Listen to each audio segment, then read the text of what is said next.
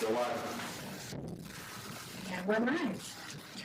This is the May 1st, 2024 open meeting of the Town of Auburn Library Board of Trustees. My name is Vera Corain. Our chair, Mary DeCourcy, is unable to attend tonight, so as vice chair, I will be chairing tonight's meeting. The meeting is being recorded by Auburn Community TV. Is anyone else in the room recording this meeting? The agenda for this meeting was posted on the Auburn Town website in compliance with the open meeting law. Please permit me to confirm the members of the board and others anticipated to participate by this agenda are present. Members, when I call your name, please signify by saying present. Lindsay Baker. Present. Erica Breesacker. Present. Steve Redding. Present. Matthew Toth. Present. Town staff, when I call your name, please signify by saying present. Jean Collins. Present. Thank you.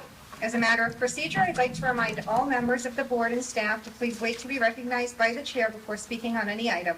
No public comment has been scheduled as an agenda item. However, during our discussions, the chair may permit members of the public to speak and participate. Members of the public will be restricted to a 3-minute maximum limit and will only be allowed to speak when recognized by the chair.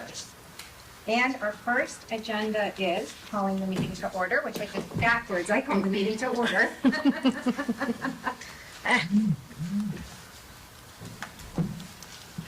Roll call of membership. Do I roll call you guys again? I think It's it's all one mashup. It's fine. Yeah. This is a tough one. Just roll with it. We're going to review the meeting minutes.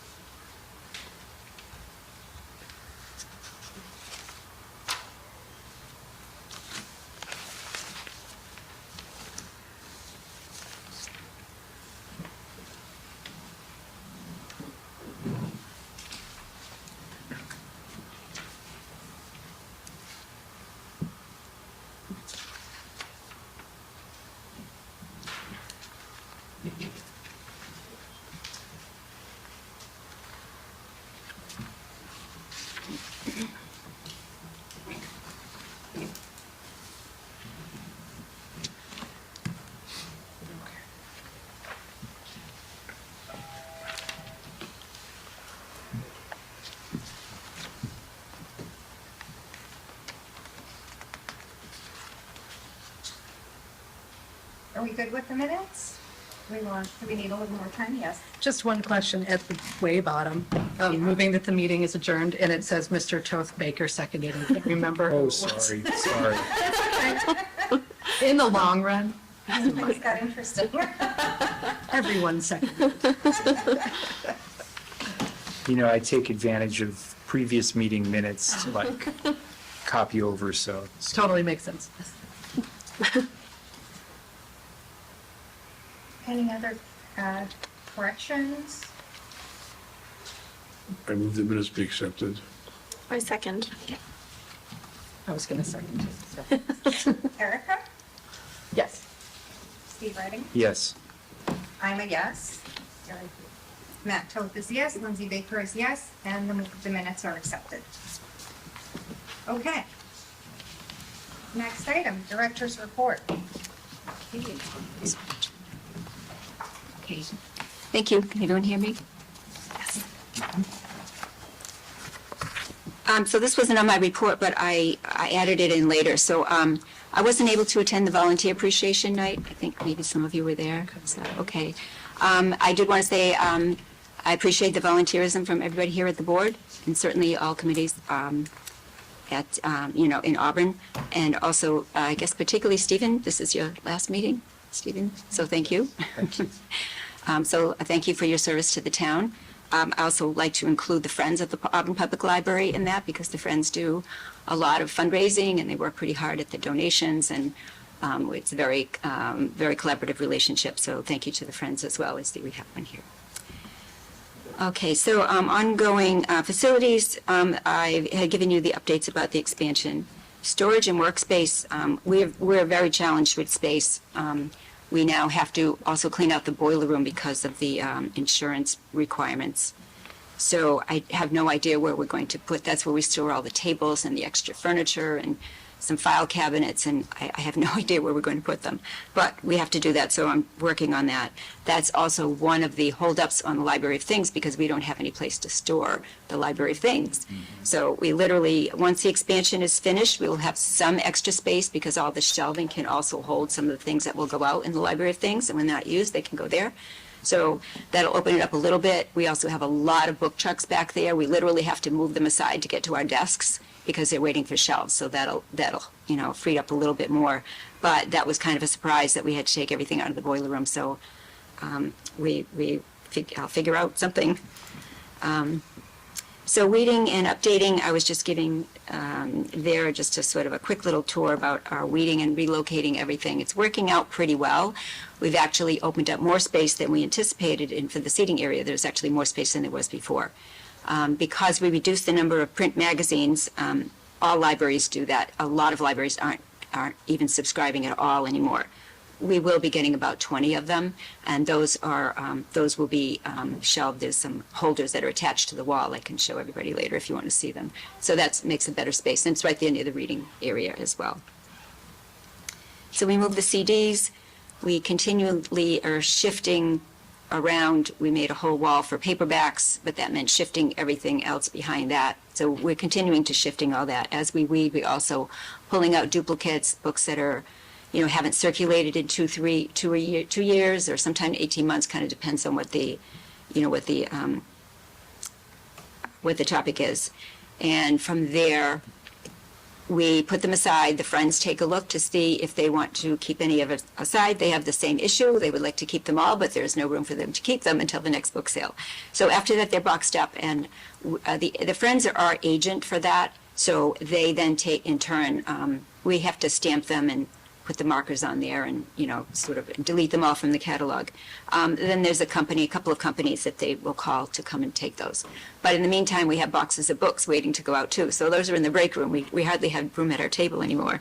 But it'll all smooth out once we, get a little bit further down for the process.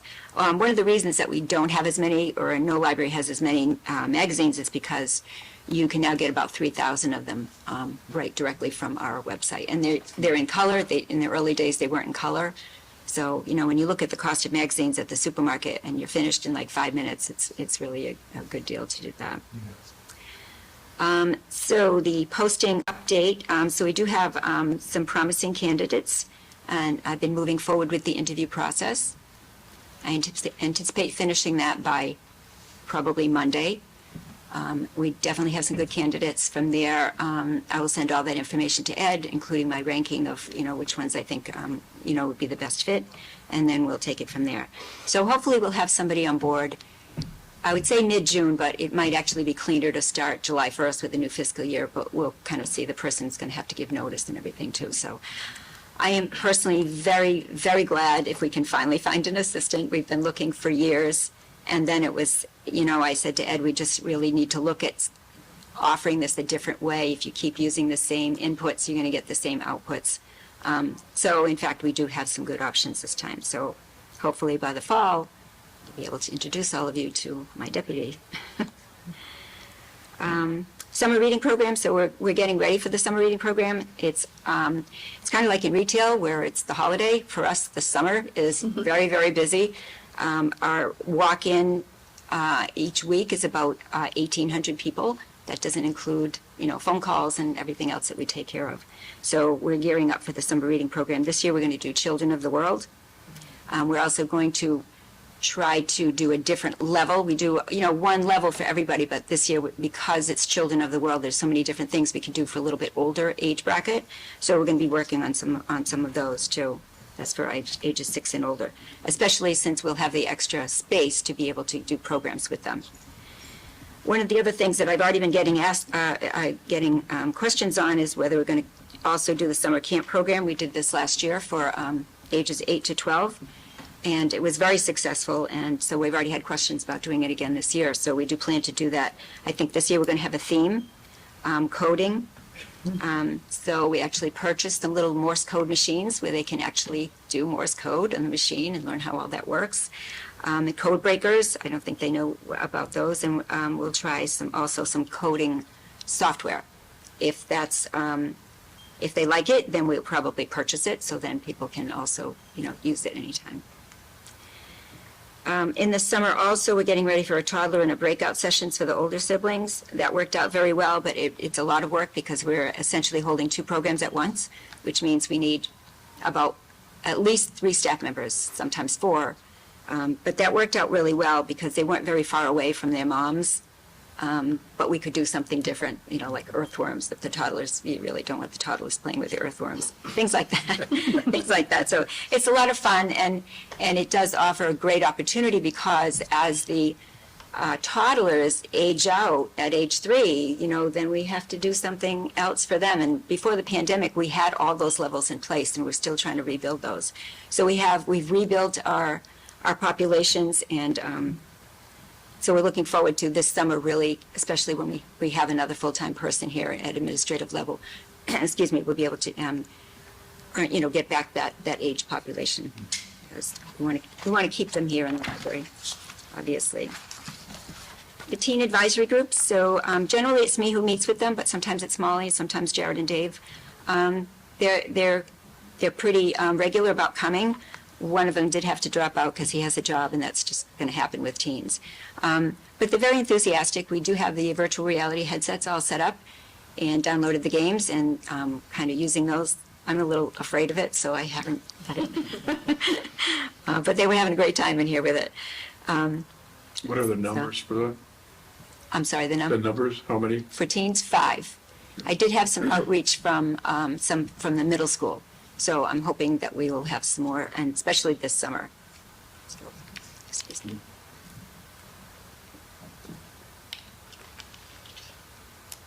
They'd already done some preliminary looking to see what kinds of furniture and how we want to sort of, teen area is still the same, but it's very outdated, and so we're just going to get a few more furnishings and see what they want. They want laptops there. That makes sense, and maybe a printer there so they could use it there. And everybody wants Legos, including the teens, so we'll put a Legos, a Lego section there too, and books. And they're also going to participate with me to see what they would like to do to be involved in the summer reading program, either for their own age or maybe they want to help with younger kids. So I think it's a great way to kind of pull those populations together. Would that be like a volunteer program? Well, they're at the advisory group, so it's not really a volunteer. I think that I think that we have to stop thinking about, especially for teens, what's a program for teens? You can just create a program, some other activities that you're going to do that engage them. So I prefer to look at it that way. They're not really volunteering, they're just going to be part of it. And I think that's a different way to look at for, to engage teens, is to have them actually be involved. So moving forward, Library of Things. So we're definitely moving forward with our plans. And I think Molly had made reference. So just to our backpacks, we had gotten these backpacks a few years ago. They're really nice. They have this is for a Library of Things. So we had Masterman's do up this logo just for us. It says, "Discover the magic of reading." So these backpacks are for the Library of Things to go out, because you don't want to just hand something over. So that's what these are for. We have a number of them in several different colors. What about So- adult-focused library? Yep, I'm going to actually read off some things. So yeah, it's definitely not for, and these are for adults too, not just kids. So let me back up a little bit. So what's holding us back now a lot of is space. We do have a lot of children's things like train sets and 3D puzzles and things like that. But we also have long lists of things that we want to do, for adults. And as soon as we can free up some space, we will do that. I want to add a couple of notes here. It's not just bring something in and hand it out. We have to have cataloging updates for the Library of Things. That means original record, because these are artifacts. We have to actually download circulation modifier, location codes, loan tables. These all have to be tickets through the systems office. So these all have to be put into our system because they count as circulating materials. So that in itself is, that's a process. We have to decide what we're going to call everything. You only have a certain number of characters you can use. We want to code and cross-reference as well. And then we have to track the returns. So these would actually be able to be checked out just like books, because that's the best way for us to keep track of them. But it's a lot of work to get it in the catalog, and we have to make sure we do that. As well as borrowing guidelines. I just as a sort of an aside, when I saw that Mary mentioned the bouncy houses from another library, we would never have room for a bouncy house. But one of the things that I keep in mind, especially because several years ago, I looked into kayaks because we have the Auburn Pond over here. That would be great. That would be our first Library of Things. And so I priced them out, and I talked with Chief Coleman. He was going to keep them over there so that we'd get the key over here, and he was going to keep them over there, and then talked it over with Julie and Ed, and they talked to the insurance company, and they said absolutely not. The liability would be much too high. So I keep that in mind too, in terms of what kinds of materials we're going to loan. Honestly, I'd be afraid of a bouncy house these days because, and other things too, like crock pots and all those. If you have a frayed cord or something, you just have to be really careful about checking all these things and make sure. So for some of those, I'd probably ask Ed to see if, legal counsel wanted to weigh in on just some sort of a disclaimer or something, because you don't want to put the town at risk, and you just want to make sure you covered all the bases. In terms of space for Library of Things, is it possible to think about other public buildings here to store things? Like, when you said that the kayaks could be stored, Right. at the fire station. Those would be outside. Yeah. So I guarantee you, if you ask anybody in any public building in town, they will say their building is full. Oh, okay. So it's kind of an issue everywhere. Mhm. So, yeah, because that would work. Yeah. Just go over there and get them, although it would be a little tricky because they go out like books, we'd be running back and forth too. So certainly, we'll see how much space we end up with after we kind of sort everything out. So we really won't be able to add anything big. They're just going to have to be fairly small that can fit, on shelves or just in our section. Just a quick question, Yeah. it just is occurring to me when you were saying needing to develop probably some sort of a policy and disclaimer for the Library of Things. I can't hear you. Oh, sorry. Yeah. I was saying when she was saying talking about the needing probably some sort of disclaimer or policy around Library of Things, is that something that we could help create? Possibly. I know that there was a policy Yeah. written a while ago, so I was just curious. Yeah, just something that we could work on developing to support I then think we could work for on it together. review. That would be Yeah. fun. We have looked up, some libraries have no policy. Some of them have a 3-page policy. Some of them have a 1-page. It kind of depends on what you're loaning and Right. what. So certainly maybe a working group or something, we could sit down. I could bring things to the table. We could sort of start from there and figure out what's feasible and, Yeah. you know, what works for us. So I think that would be great. Okay. Yeah, thank you. So some of the things that we have on our list so far, and we have about 100 things on our list. So we're going to actually start looking through to see, you know, we want a balance of children's things, things for teens, things for families, or, you know, educational things and whatever. So some of the ones that we have on our list, we haven't, some of them have been purchased, not all of them. You know, a lot of puzzles and learning toys in a backpack, that's just like gold to a parent who's taking the trip, you know, have a backpack. Pretty much everything for a child goes with a book. There's a book in there and some literacy sheets as well. A typewriter, and I say that because one of the absolute favorite things to do for our summer camp group was the typewriter. They just couldn't get enough of it. So, you know, we might be able to get a used typewriter or something. Morse code machine, which we already have, so we can use that toward circulating materials, but also use it during the program. Battery charger, light therapy lamp, laser measure, DVD players, we already have a couple of those. Air compressor, various yard games, instant pot, telescope, we already have that. Garden tool set, scanner, board games, karaoke machine, safety glasses. Do you want me to read the whole list? Sure. Scanner, craft packs. So mostly we don't want consumables in there because then we have to keep replenishing. And that's more work and more money. But I think there's an option for some craft packs, and sometimes we have a lot of those from our programs anyways, because we always have extras. We never want, you know, if another child shows up, we don't want to have that. So we could add those in. Safety glasses, life jackets, hiking pack, 3D LED puzzles. We did get some of those for the teens, and they're very excited about those. Clothing, steamer, train set, hiking poles, knitting set, crochet set, projector. We have a projector. Binoculars, Bluetooth speakers, bubble machine. I know that will go out. Tennis set, basketball, metal detector, air fryer, sewing machine, chess or checkers, cricket machine, hot glue gun, pickleball set, snowshoes. We have a dinosaur play pack and a unicorn play pack, travel alarm, dress up clothes for children, power washer, record player. So those are some of the things that we feel it's a good balance of some things, and they're all small enough so that we'll be able to store them.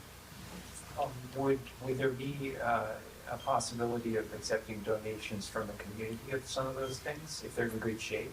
So we can't accept donations, they have to go through the Friends. So I guess we could have that conversation with the Friends. We'd have to be very careful because everybody would want to donate, which I totally understand, but we don't have the space. So even if it was great, or maybe we already had one, I just don't know where we would put it. Or where the Friends would put it, and I'm looking at one of the friends over here who's saying we don't have any space. So, in fact, I had a conversation with the Friends and with somebody else the other day. Somebody came to me about a swap, and I thought, what a great idea. It was an art swap, and we couldn't do it because, again, it would be sort of on a donation basis that the Friends would have to do it. So I met with some of the Friends, and we kind of kicked it around and decided, number one, no space, and they didn't want their book to start looking like the yard sale, and so there's a lot to consider. So yeah, it's certainly one of the things that we've been considering is people are going to want to say, I mean, I have an Instant Pot at home that I do not use, but you know, we really should purchase them new and make sure that everything's functioning correctly and so forth too. So I'm curious, and I don't think I'm alone in this, how come the library doesn't accept donations? What if they were now? I'd have to go back and look at the language. Because they're a 501c3, so they can accept donations. Yeah. It's been like that they can accept monetary donations if somebody wants to write a check. And I can't give you that full answer because it's just been that way ever since before I came here. So. Okay, so we're looking into. We always used to accept donations. So there was a time when we did that. The library. Yeah, and you can have a policy on donations. But you will or will not accept out. The space issue, of course, would have to be considered. Right. But you can have a policy on donations. I mean, because it would be I'm not aware of interesting that. to see a Lots of libraries do. Yeah, I'm curious because it would be interesting to see a library of things expand into, you know, like a pasta machine, a stand mixer, things that people might use once a year but not have the space to keep themselves, right? But also, you know, funds are limited, so people have or want to contribute a new thing for the purpose of the library of things, it certainly would only benefit the community. So I can explore that with Ed. Let's see. One of the issues also with people who, and that's why we book donations go to the Friends, they were put on our shelves, and they weren't supposed to be because we are required by the state to spend a certain amount of money on books and materials. So, and because there's so little space, we have to spend that money that we're required. That's you lose certification if you don't. So if your books or your shelves or anything are filled with donated materials, you don't have any place to put the materials that you are required to purchase. So it's kind of a, a circular conversation, I guess. I will share, because it could, if we have storage, if we have bathroom storage somewhere for the items, one of the libraries we visited has their library of things in like DVD holders. So the cover has the picture of the item, the back, the spine has the name of the item. If someone wants to check it out, they bring the little DVD holder up to the front desk, and then the person behind the desk goes and gets the actual real item. So you're using very, very small shelf space to show the community what they can take out, because everything's living in storage. Of course, that does bring up the storage issue, but it's one way to do it without taking shelf space from books. Well, it wouldn't take shelf space. I was talking about when people donated books that they went on the shelf. Gotcha. So, yeah, we know, like, we have a cabinet in our break room right now where we can put things there. It's not really a matter of, knowing how to catalog them or how to retrieve them. It's just there isn't any space at all, and I can certainly show you the garage if you'd like to see. And I have one of the friends sitting over here, and they work in a very tiny little space. We buff CDs and DVDs about 100 a week. That's how many they go out, and they're literally standing in about a 5-foot space to get that done. So it's just the reality, and most buildings here are space challenged. So we certainly will move ahead with this. We already had quite a bit of it done, and we're going to move forward hopefully in the next few weeks, because one of the things that we can do for circulating materials, and I'll go into this a little bit later because they're asking me questions about the budget. Library things counts as circulating materials. We're required to spend 15% of our total appropriated municipal income on circulating materials, and these count. So it doesn't all have to be books anymore. It can be some of these. So there are funds there to purchase them. When you're looking at purchasing, $90,000 worth of books, that's too much for a library our size. But there are some other options. Museum passes come out of that. I think I mentioned that before too. In terms of space, it keeps coming up that we don't have enough space here. Would there be a possibility to have a small storage space built, not short term, but medium to long term, built like adjacent to the building here? Because this whole library of things is a whole new kind of program, so you have to kind of look at it holistically in terms of where's the space to have this library of things. Mm-hmm. And maybe that has to be one of the costs of starting a new program like this. It's been considered. Anything that we do to update the building is going to require us sprinkling the building, even adding something small at the back, like a small shed or something. So that's one of the things that we're kind of running into with the sunroom expansion. There's a lot of code things that we have to look at. So I'll sort of just touch a little bit on that in terms of the sunroom. We're looking at potentially making it a little bit smaller.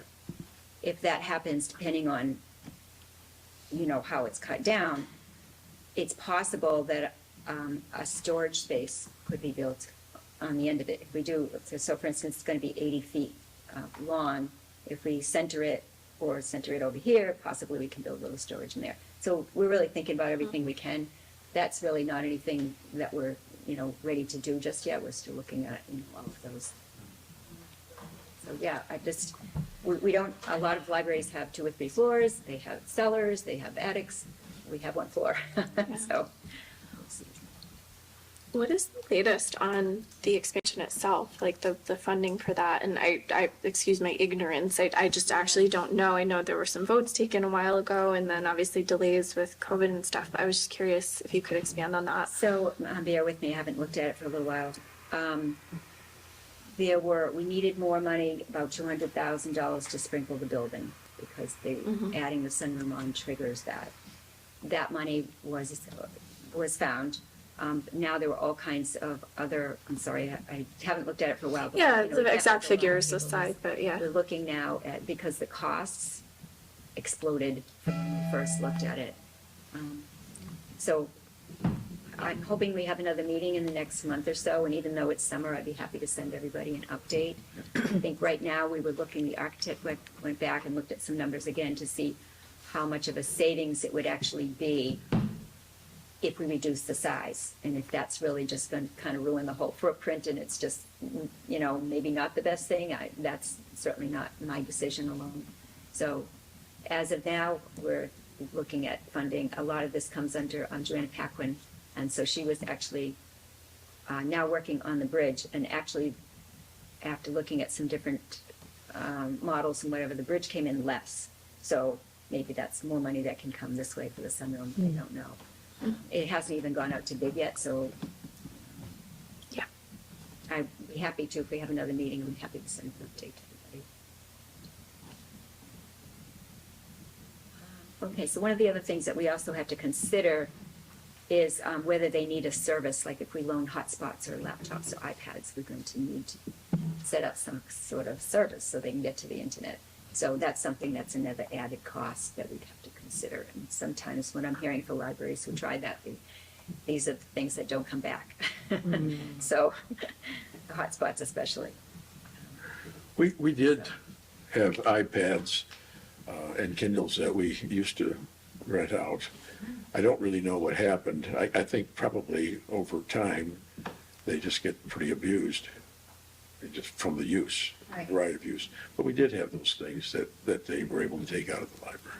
Yeah, I don't think they were internet-based. I think they had, I have no idea. sure. And I know that the models changed so quickly too, and then all of a sudden you've got something that's, no longer, but because, if somebody wanted, who's going to pay for the software, and like, there's a lot of kind of licensing things involved too. So I'm not saying we wouldn't consider it. I'm thinking it's probably not one of the first things that we would consider. So I was very pleased to be invited to the 90th birthday party for Dr. Martha Pappas. It was a tea party. And so I had an opportunity to present her with a library police jacket for the library and the Board of Trustees. And as you can see, I gave you a picture in here. But she was very pleased. She had a lot of questions about, what we're doing with children's programs. And, I had met with her before as well. And she remains very, very active and is, very engaged in what we're doing here. Our Cub Scout Pack 53 had a clothing drive.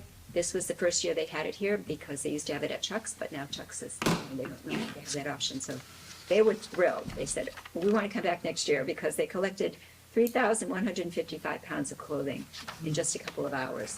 And they bring that to Savers or something, I'm not sure where. And they sell it, and then they use those funds for their programs. So that was, we supported that with a digital sign and put some flyers out and so forth. So they were very happy. And that was in the parking lot? That was in the parking lot, yeah, the end of the parking lot. So it was a good location. Yeah. And we had the digital signs, so people knew what was happening there. So that was good. Just another update to the CW Mars catalog, our Asp and Discovery. It's going pretty well. We still go out there at the circulation desk, and I just said to Jared the other day when I was checking something out, I said, where does this link go to? And he said, I don't know, I haven't seen it before. So it's, it's open source, so it just kind of comes along as it does. And I said, well, I think it goes to the patron, back to the patron's records. We weren't sure, and I didn't want to lose the field that I was in, so I clicked it, and sure enough, it did. So it's it's good technology. It's just taking us a little while to get used to it, and just when we see something new, and then all of a sudden it's gone again because they did an update, and it kind of mixed that one up. So, but we continue to work on that. We do some training and make sure everybody's up to speed with all of that. So it's actually good. Also, the website, I don't know if everybody had a chance to look, I put the link there just so you could take a look at it. It's really going to be about the same, it just needs to be more ADA compliant, and the old server, they had to get off the server really quickly, so that's why it's back on, it's on this new server and it's not really ready, but we are working on that. So anybody have any comments on the colors, or did anybody look? I have a question, not on the colors, and I might not have looked at the most recent update, but I was looking on the website, and you can click on library staff or board of trustees, and it lists all of us, but it says, if you want to reach the board of trustees, to get in touch with you. Right? No, we had the link. Are you- Oh, yeah, that's always been there. If you want to change that, I'm happy to, Yeah. because I don't give out people's email addresses, so that's been there since before me, and if you want to change that, Okay. I'm happy to. We'll send you over, because we have the trustees' email address. Yeah, it's on there. Maybe it looks in an old version, so yeah. Well, and things are shifting around, so that definitely is there. Yeah. But I can certainly take that out if you don't. It's okay. Well, I mean, we would like them to contact us, we would just like to give them a direct path. Right, well, Yeah. the link is there, if Okay. you want me to take that language out, Yeah, I can do that. I have the internet set up, and it does say the Board of Trustees, the list, it says that we may be reached by calling the library and leaving a message with the director, or by mail addressed to the Board of Trustees, care of the library, with the address of the library.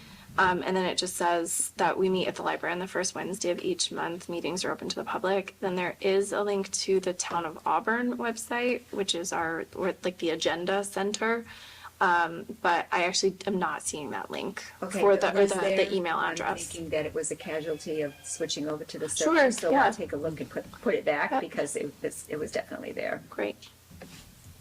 Oh, we're fine. Yeah, I think they ought to have direct access. Yeah. Yeah, it was there, so we'll put it back. Okay. Easy enough. Okay, anything else?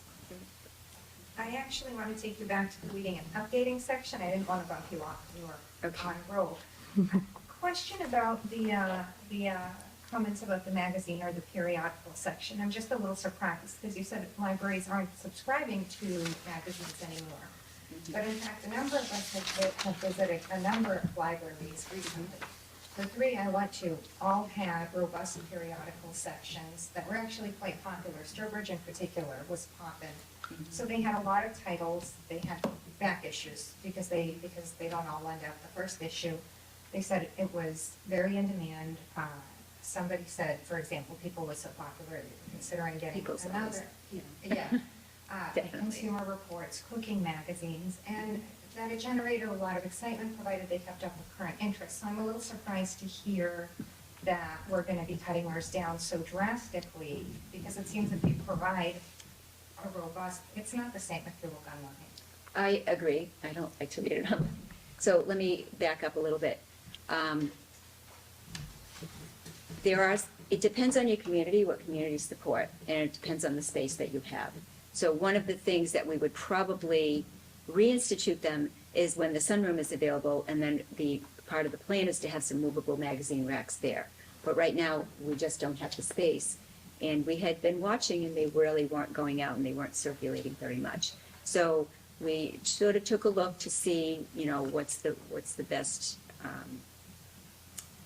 balance of what we can have for now. So we will take another look when we have more space. Okay. I can tell you one thing, I wouldn't be able to reach that bottom shelf for magazines. It wouldn't be very accessible.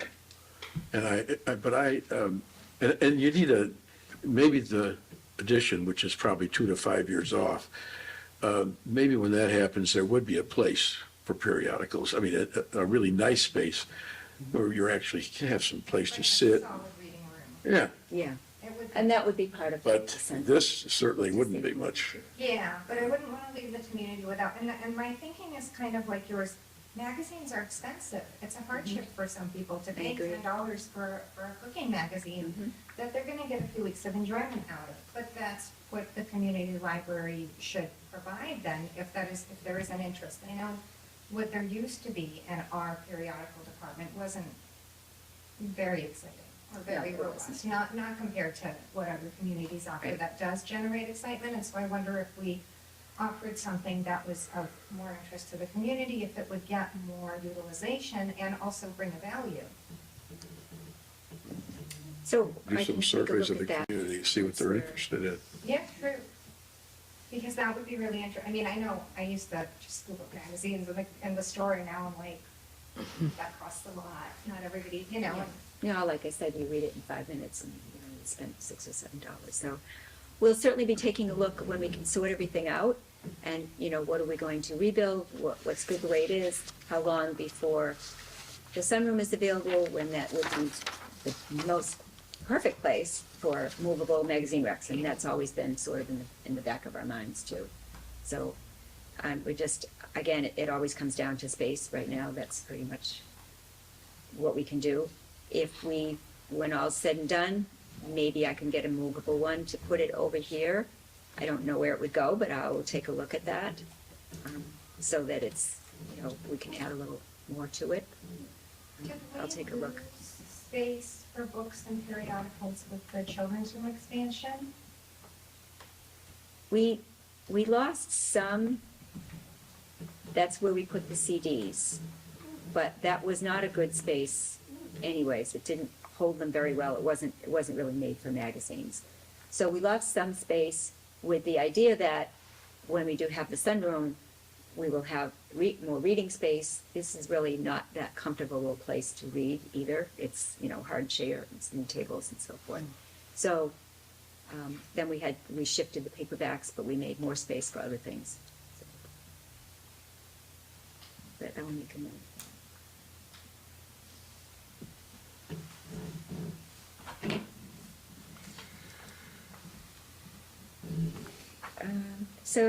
Presentation to the select board.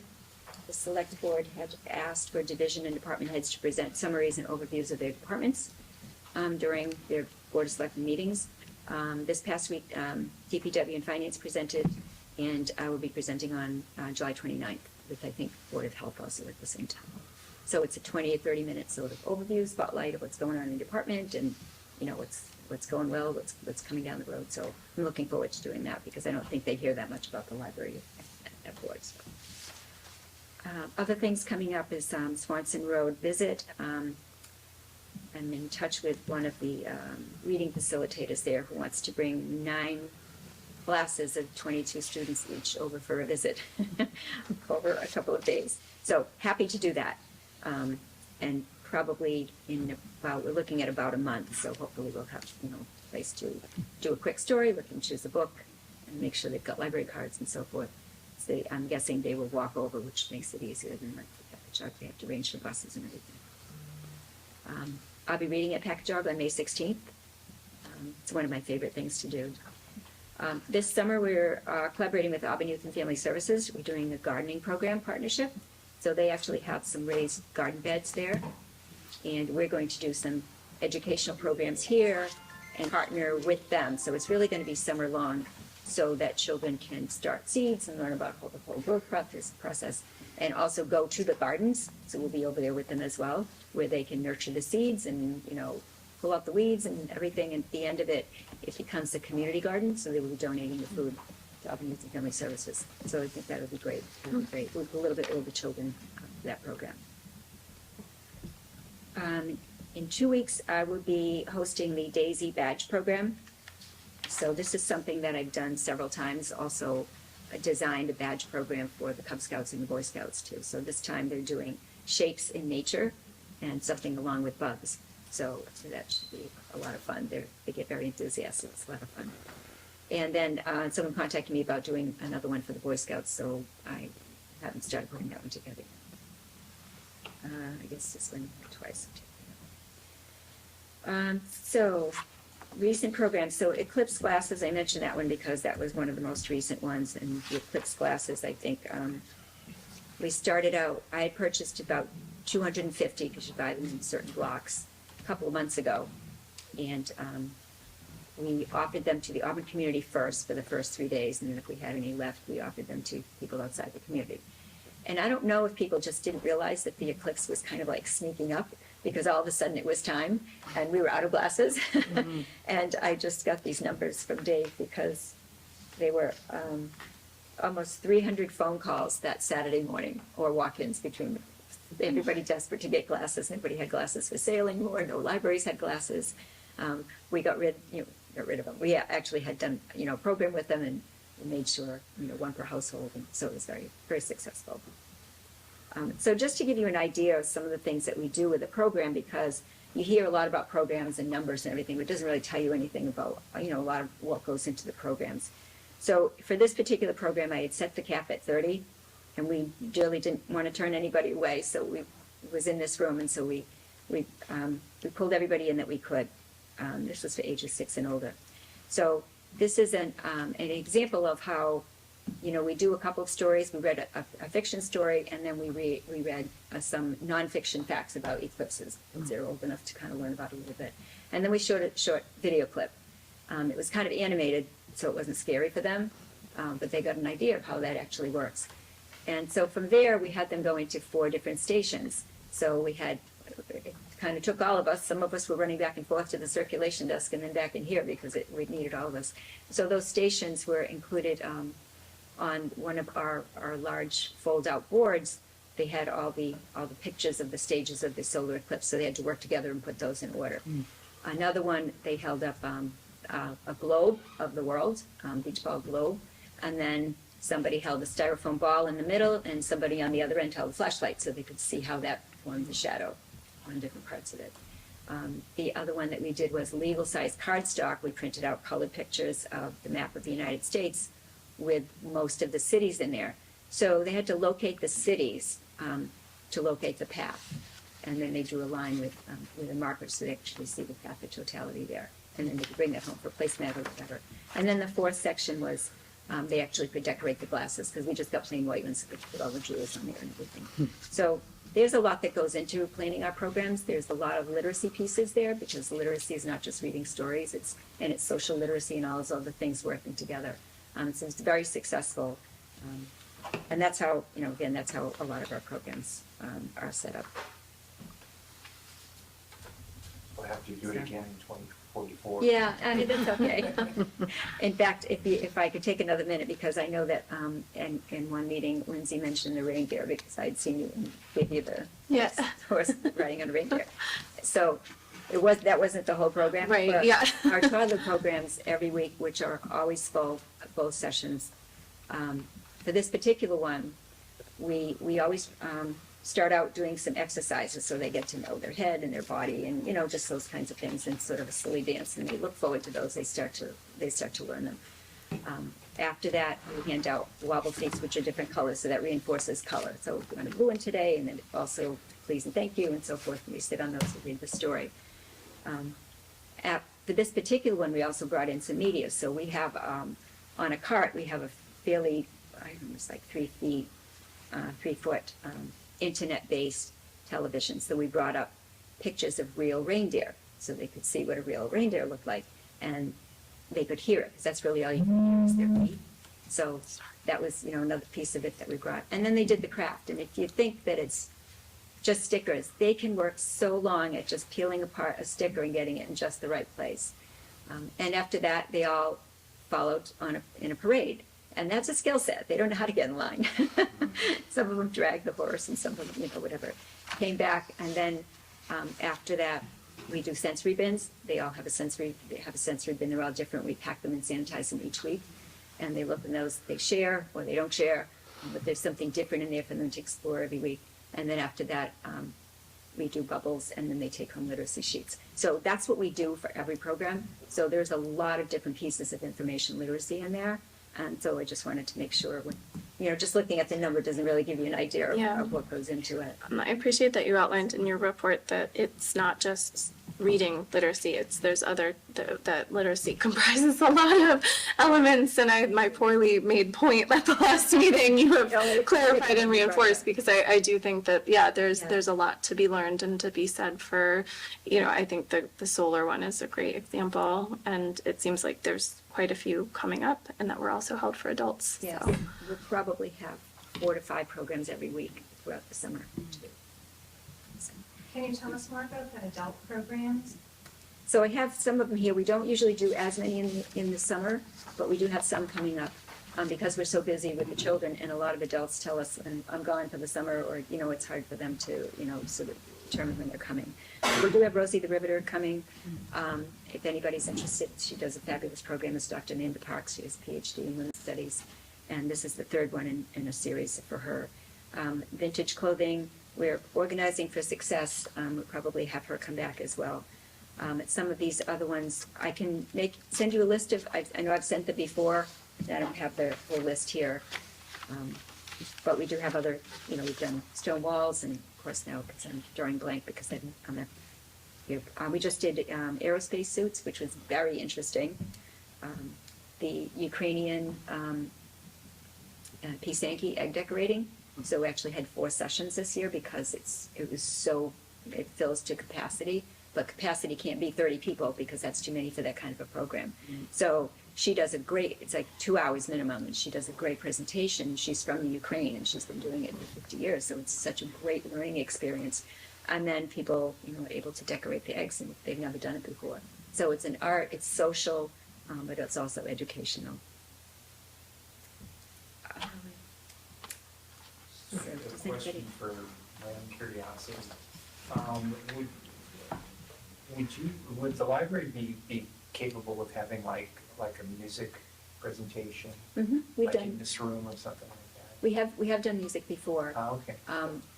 I was looking actually into doing once they play the African music. You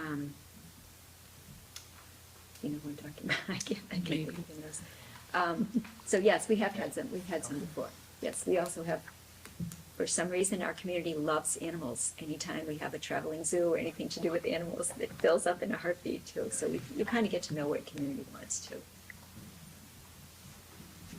If you have a group in mind, do you have a group? Well, have as part of the Auburn Cultural Council, there's always cultural events that are looking for venues. Right. So. Yeah. What is the process for reaching out if someone wanted, I'm not saying I want to, but if someone wanted to offer a program, or how does that process work? They reach out to you, and then how does that development process happen? So generally, they can reach out to me, and some people do. Mostly it's me reaching out to them. I will see somebody did something at a museum, and I will say, you want to come to the Auburn Public Library. So occasionally it works the other way. What we have to be careful about, and not that I have anything against it, and if we had another room, it would be fantastic, is people have a hobby and they want to do a program, but this room is used so much that I have to balance the use. This is a storage room, it's a program room, it's a meeting room, it's everything. It's a work room. We go back and forth all day, and it's used a lot. So I have done that on occasion. They have to balance that with the other programs that are going to engage more of the community as well. Mm-hmm. Makes sense.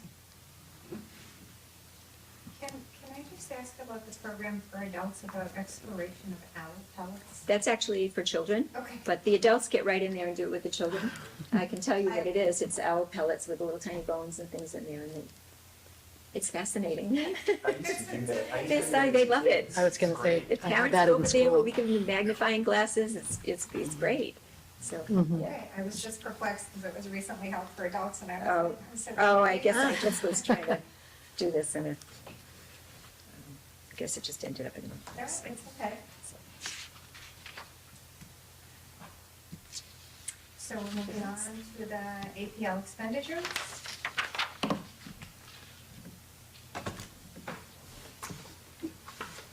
Is that the handout? Oh, yes, I didn't hear from anybody about what they want to. No, it's okay. So. Totally missed the email altogether.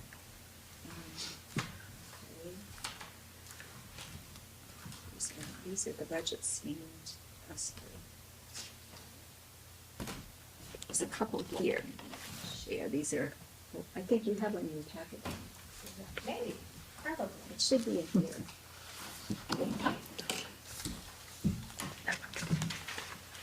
I don't know if you're lucky to have one. It's easy. Oh, that works.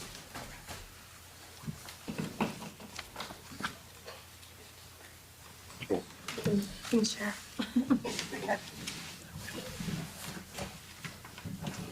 We're ready.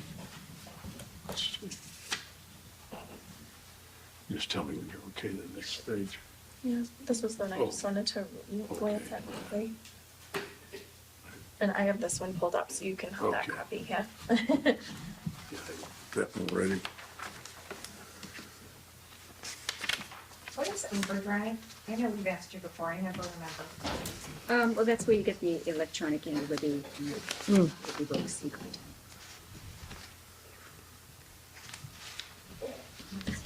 Which has been a good thing because we have a little bit more space for books because so many people are either switch to reading online or they do both. So there's materials. On the work. Libby is great, by the way. Resolution of my reading. Yes. I also use Libby all the time.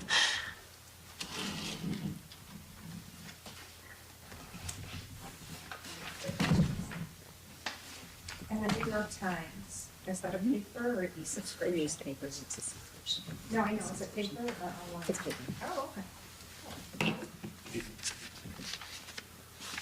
The newspapers do get read. Not quite yet. You got a copy? Do you want to see my copy? No, it's just Lindsay passed hers over. So Oh, yeah, no, I've got it pulled up, so if you want to continue. Yeah, I'm fine. You're good, okay. Yeah. What is, go ahead. And the New England Aquarium? It's a museum pass. Okay. And Blackstone Publishing has books? It's books on CD.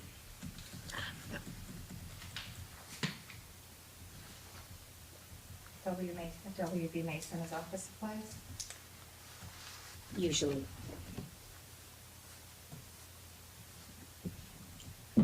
Great.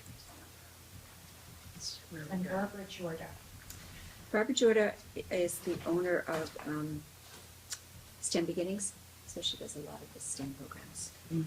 Okay. Cool. So part of that is the Young Scientists, which is also with the Y, that's a partnership, so that's grant funded, so we don't take those. But she does such a good job that we often have her back, do something for the older kids. They're all STEM based and they're always good.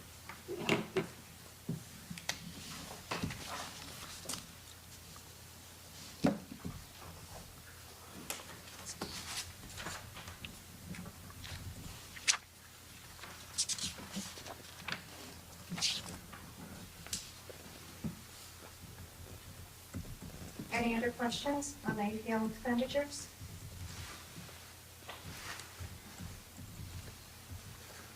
Don't think so. Good. Okay. So we are moving into goals and timelines for the Colorado Public Library Director. And then I'll pass the rest in the other direction. We don't grab them, pass them on. I'm going to pass these out that we voted on in September. Yeah. Okay. So, one of the roles of the board of trustees is to set goals for the library excuse me. director, Jean. Oh, Thank you.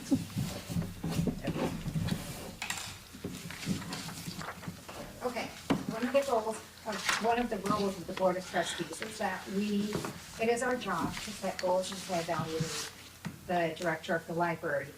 And this is one way that ensures we all work together towards the same goals and moving the library forward and kind of coming to helping it become what we want it to see, what we want to see it become for the community. As such, I created a draft goals, Matt created draft goals, because we are gonna need to decide on some and vote on them so that Gina's aware of what they are and can work towards them so that we can evaluate her at the end of the year.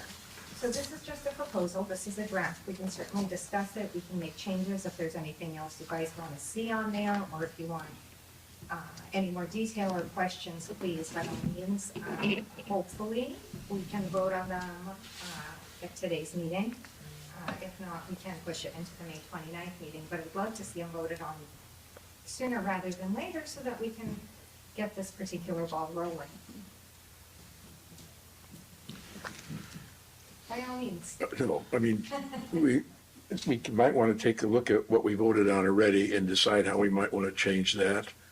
And then how to add the other things that are on that list as well. Yeah, if we can incorporate them, Yeah. that would be awesome, because this has the goals and the assessment. Yep. So if we can merge them, that's the sweet spot.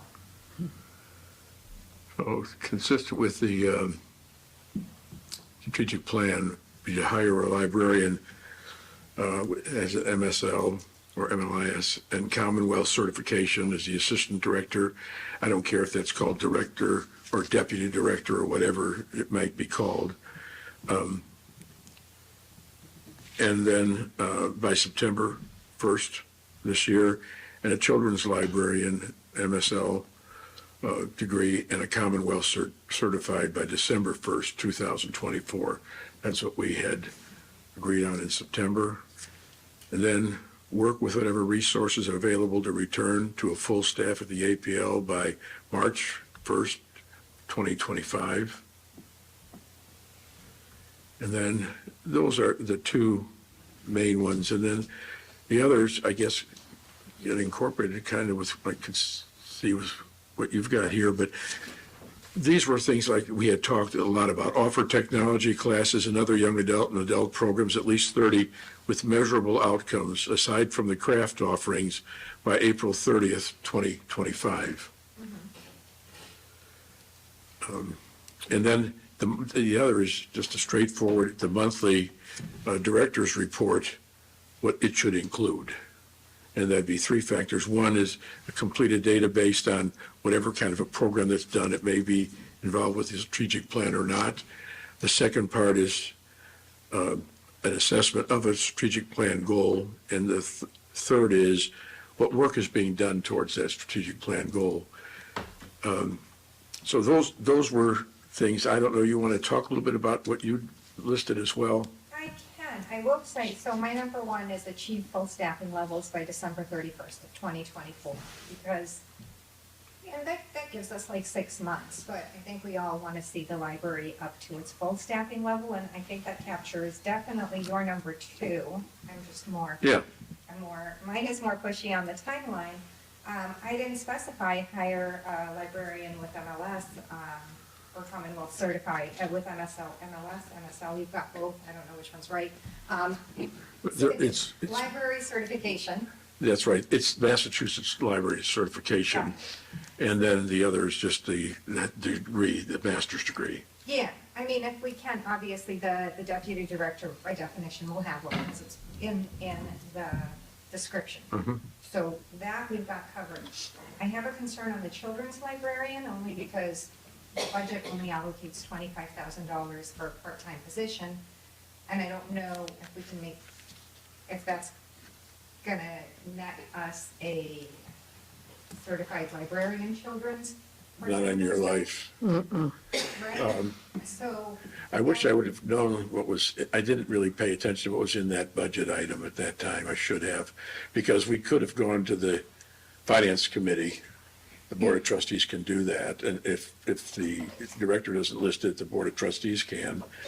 And then to ask the Finance Committee, and if they're disinterested, you can actually go to the town meeting.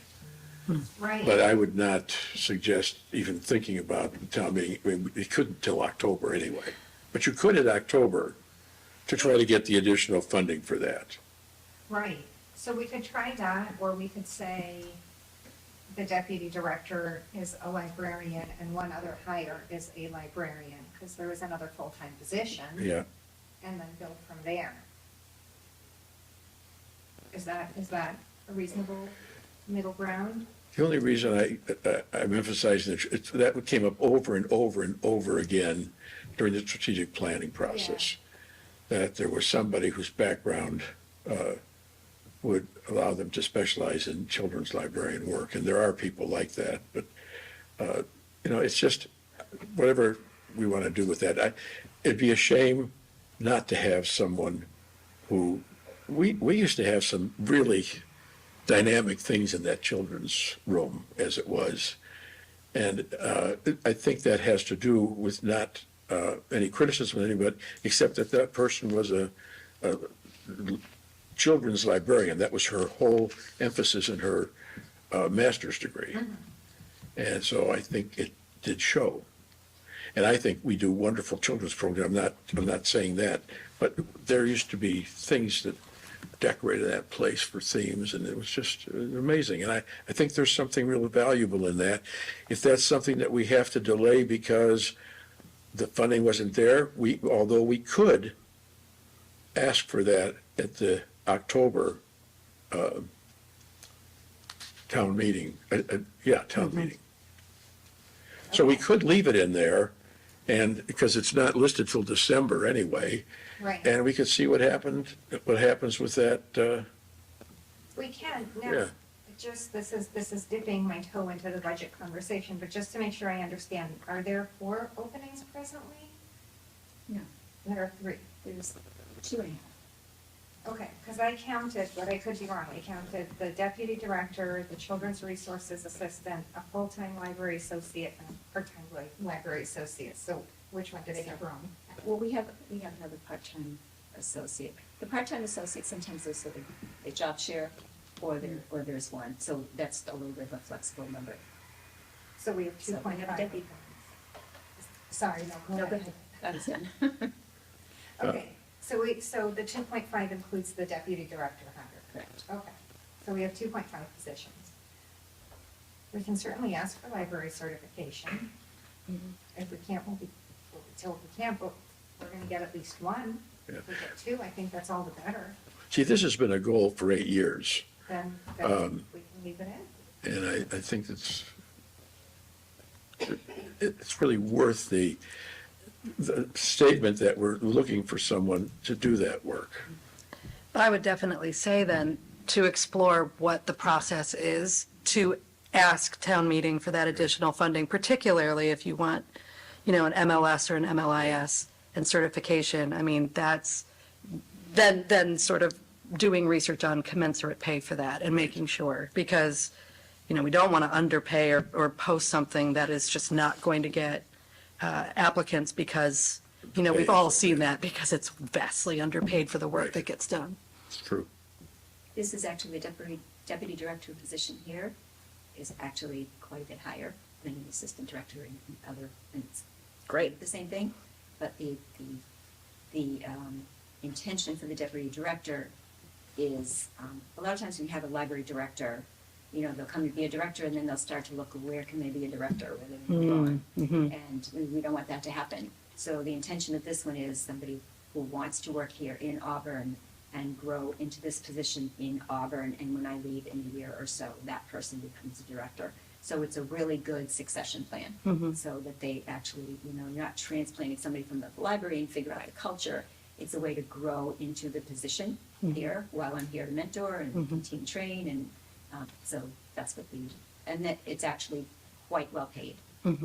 Well, and to definitely model that for a children's librarian, and to, frame it to town meeting perhaps as an investment in a major centerpiece of our community, that we do want to cultivate people who will want to stay, and that they become part of the community and part of the library and part of just from not cradle to grave, but you know what I mean. But I mean, I think that's important, and so we can talk about that, especially what our role is for asking for an increase in funding for that. I think that's an important thing we do. I'm sorry, Vera, can you list the positions as they're stated in the budget? The ones that I counted. Oh, sorry. Thank you, sorry. The ones I counted, or the ones Right. that Jean counted? So sorry, I'm gonna just look at it Yeah, myself, yeah. right.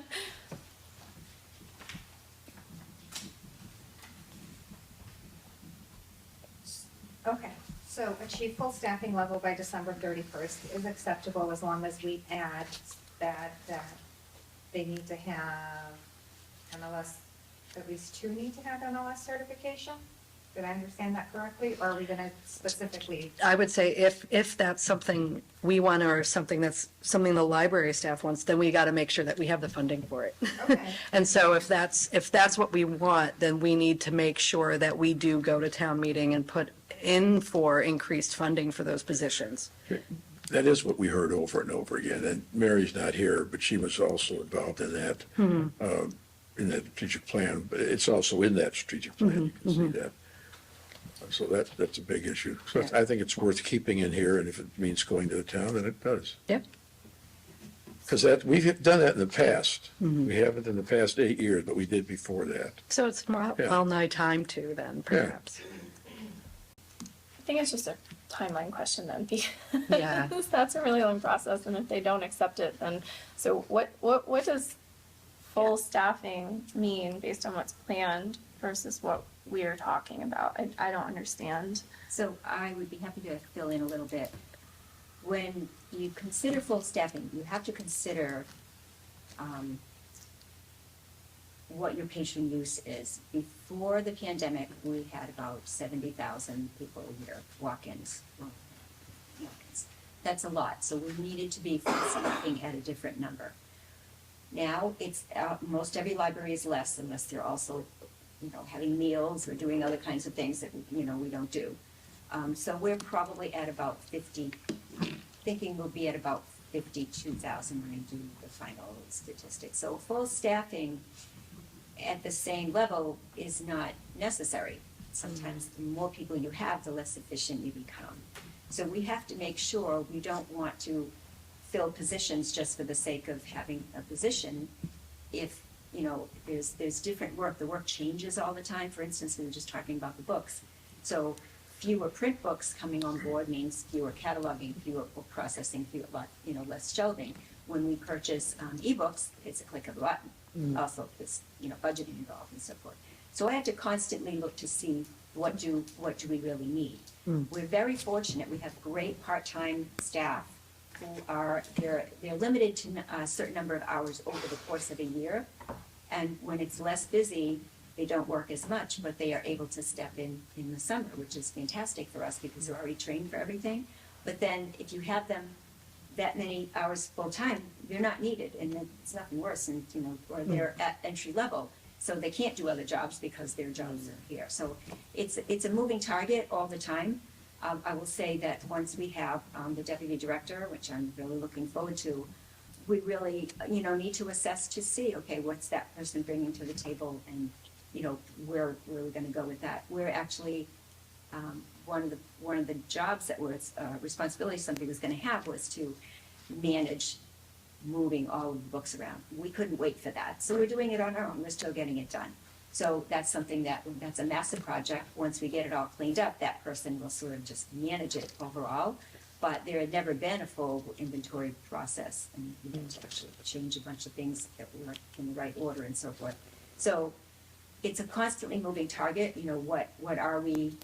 What do we need people for? So a lot of the things that used to be done, or there wasn't a lot of technology before. So you need people who have skill sets in technology, way more than you used to. So it's a whole different and unique experience. So this begs two questions. Why did we lose so much foot traffic, particularly when our closest libraries seem to still retain a lot of theirs? And is it because we cut down staff versus we cut down staff because of less foot traffic? Because our closest comp libraries also have significantly more staff than we do. So I wonder if perhaps what we're looking at is fewer books and fewer staff is not what is most beneficial to the community. And so that's why I'm curious. And if you would refresh my memory, and again, the 2.5 openings, just so I can write it down. That's a deputy director, and who else? It's a senior library associate. That's one. Senior library associate, full-time, and then one part-time. Got it. So I would say at a minimum, full staff then, based on what is allocated for the budget, is an additional 2.5 people, one of whom we should be hiring by the beginning of summer, because that is known, and we can acknowledge 1.5 more is known.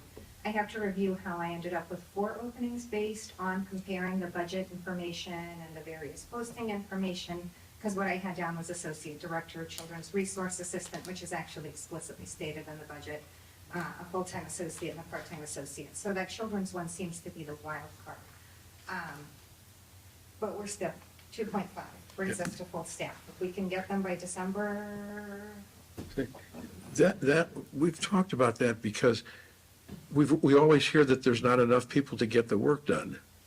That's sort of a constant refrain, that there's not time to get things, excuse me.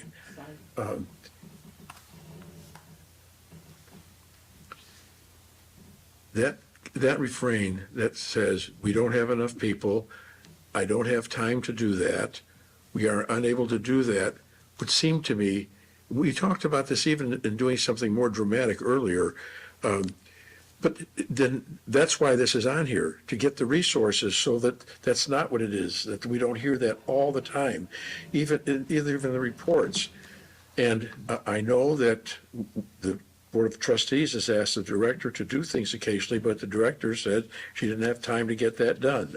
Now, in the last month or two, there's been a little change in that, but that's why this is in here, that we return to all the available resources that we have budgeted for. That's why it's there. yeah.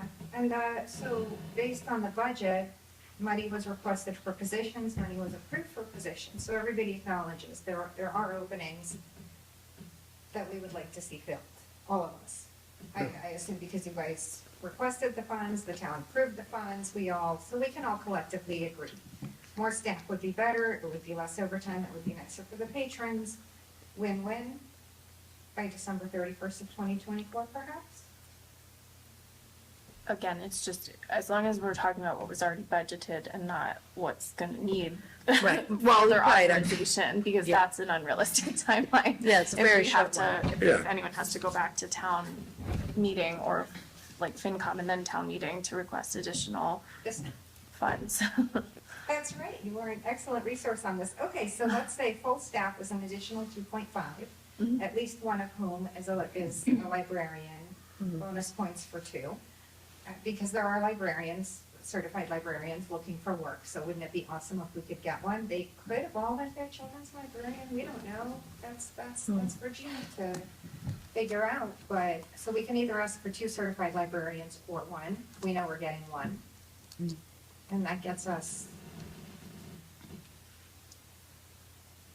Yeah, I guess my main question is just what is, and not to go back to, okay, we're going back to town meeting, but what is that process and general timeline? Partially because, I would be fine with this timeline if, even as a part-time person, just knowing how realistic it is that somebody would want to apply if the salary is just not commensurate with the education or the certification or whatever, that's all.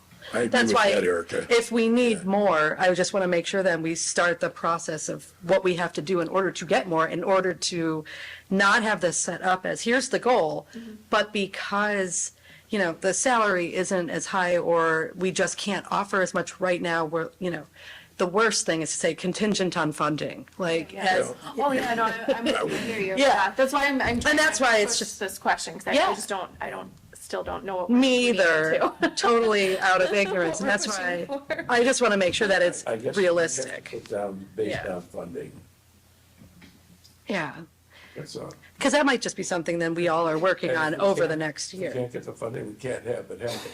And then, so the December 1st, 2024, well, that wouldn't be very realistic if the funding doesn't come until the end of October. Well, And a children's librarian, MSL certified, when funding is available. Well, I think that's still working toward a goal. Yeah. true. But so what, our goal here, our goal with the goals is I to know. have measurable goals that we can have at the end of the year. So I wonder if the most prudent course of action is to say full staff, which is an additional 2.5 positions. And then we decide, is one of them a certified librarian or 2 by the end of December 31st, 2024, with a goal of a certified children's librarian for the following year, because that should give us enough time to establish, is there a need? Can we get money in the budget? Can we get everyone on board? but at least we're firmly moving in the right direction, because for what it's worth, area libraries have a lot more staff than we do, so I'm certain that there will still be children with a need for a librarian. Oh, certainly. And could I just? Yeah, of course. Please. So some things that I would like for you to keep in mind. The assistant director position had been posted for several years. We were not able to fill it. Very few candidates, or they withdrew for various reasons. The other thing to think about is that you see other been looking at a couple libraries, that's fine. There's 350 libraries in the state of Massachusetts, and we're all in listservs, and I, get information from all of them. An awful lot of libraries are closing floors because they don't have enough people. I heard just another one just last week closed the library completely because they didn't have enough staff. Where was that? Or, I'm not going to say the name of the town because I think that's, I wouldn't want to do that. But there are several of them that do that. Or they're canceling programs because they don't have enough staff or they're not cross-trained. So if you could consider and keep in mind, our retention here in Auburn is enviable. And they're very well experienced, cross-trained in everything, which is why we're able to do as much as we do. So, and like I said, other libraries, they have more space, that's great, I wish we had more space, but they're also sometimes closing floors because they don't have enough people to have on different floors. This happens quite a bit, I'm seeing a lot of that in the listserv. So every library is different, you've really got to look to see, what the community is, and we don't have walk-in traffic, so that's a big reason too, for libraries right in the center of town, that's, that changes the dynamic a little bit. So just to keep in mind that that's definitely a consideration here. And we have, and the succession plan is not just me leaving, it's other people moving into positions as well. So if somebody moves on, or maybe somebody is going to be ready to fill a full-time position in a while, and that person's already trained in this library. And like I said, everything's different in different libraries. Our children's room is right here, right across the circulation desk. That makes it very different for us than if a children's room is in another floor or something. So that makes us all engaged in that, and that's a really rich environment for for everyone, for us as well. So we do have an enviable retention rate here. We've had people, I think I did a calculation recently, with a relatively small staff, about 80 years of experience in libraries collectively, and so that's not nothing. And everybody here is first rate, and we work very collaboratively as a team. So sometimes you look at numbers, but there's a revolving door for that library, but there isn't here. We're very fortunate. We did have some people who moved away. In fact, we had one who was going to be the assistant director and moved away, and then the pandemic came, and so everything just continues to change. So just to keep that in mind, that's a significant asset for us. Makes sense. In terms of what's budgeted, and so obviously associate director is moving forward, but with the full-time and the part-time, the other 1.5 folks, are those posted? Are those, what's the? Not at this point. Not yet, no. okay.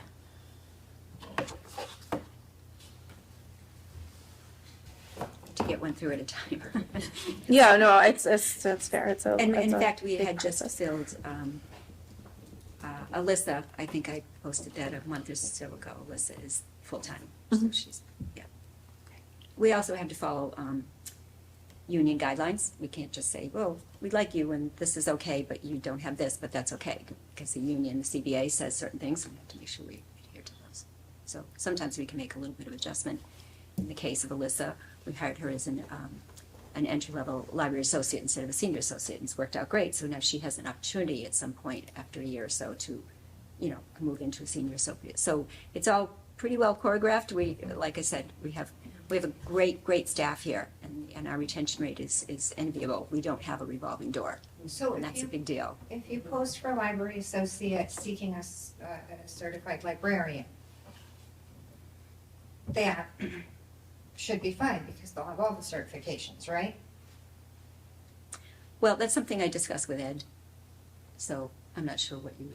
No, I mean, well, because you said because of union guidelines, you have to be careful about. Oh, that's, well, what- I'm sorry. So I was just a little bit curious, so you said, you have room to make adjustments if someone doesn't have whatever kind of certification, but surely everyone who does have all the certifications would be fine.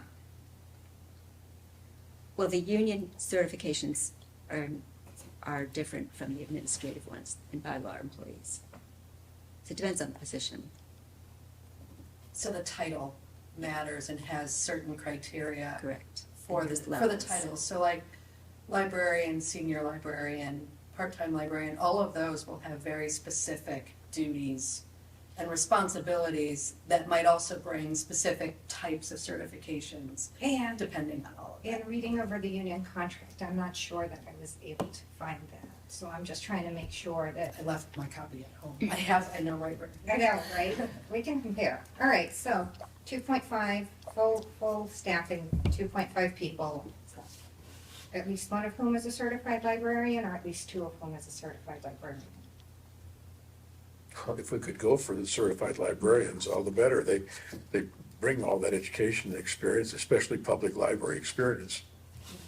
Right. Because that would be awesome. So are we good to move on to goal 2? My goal 2, sorry. Sorry, Matt. I know you were like, how do your goals compare? But I think I nailed your 2 goals into the first goal. Okay. I think we hit the viable middle ground, all things considered.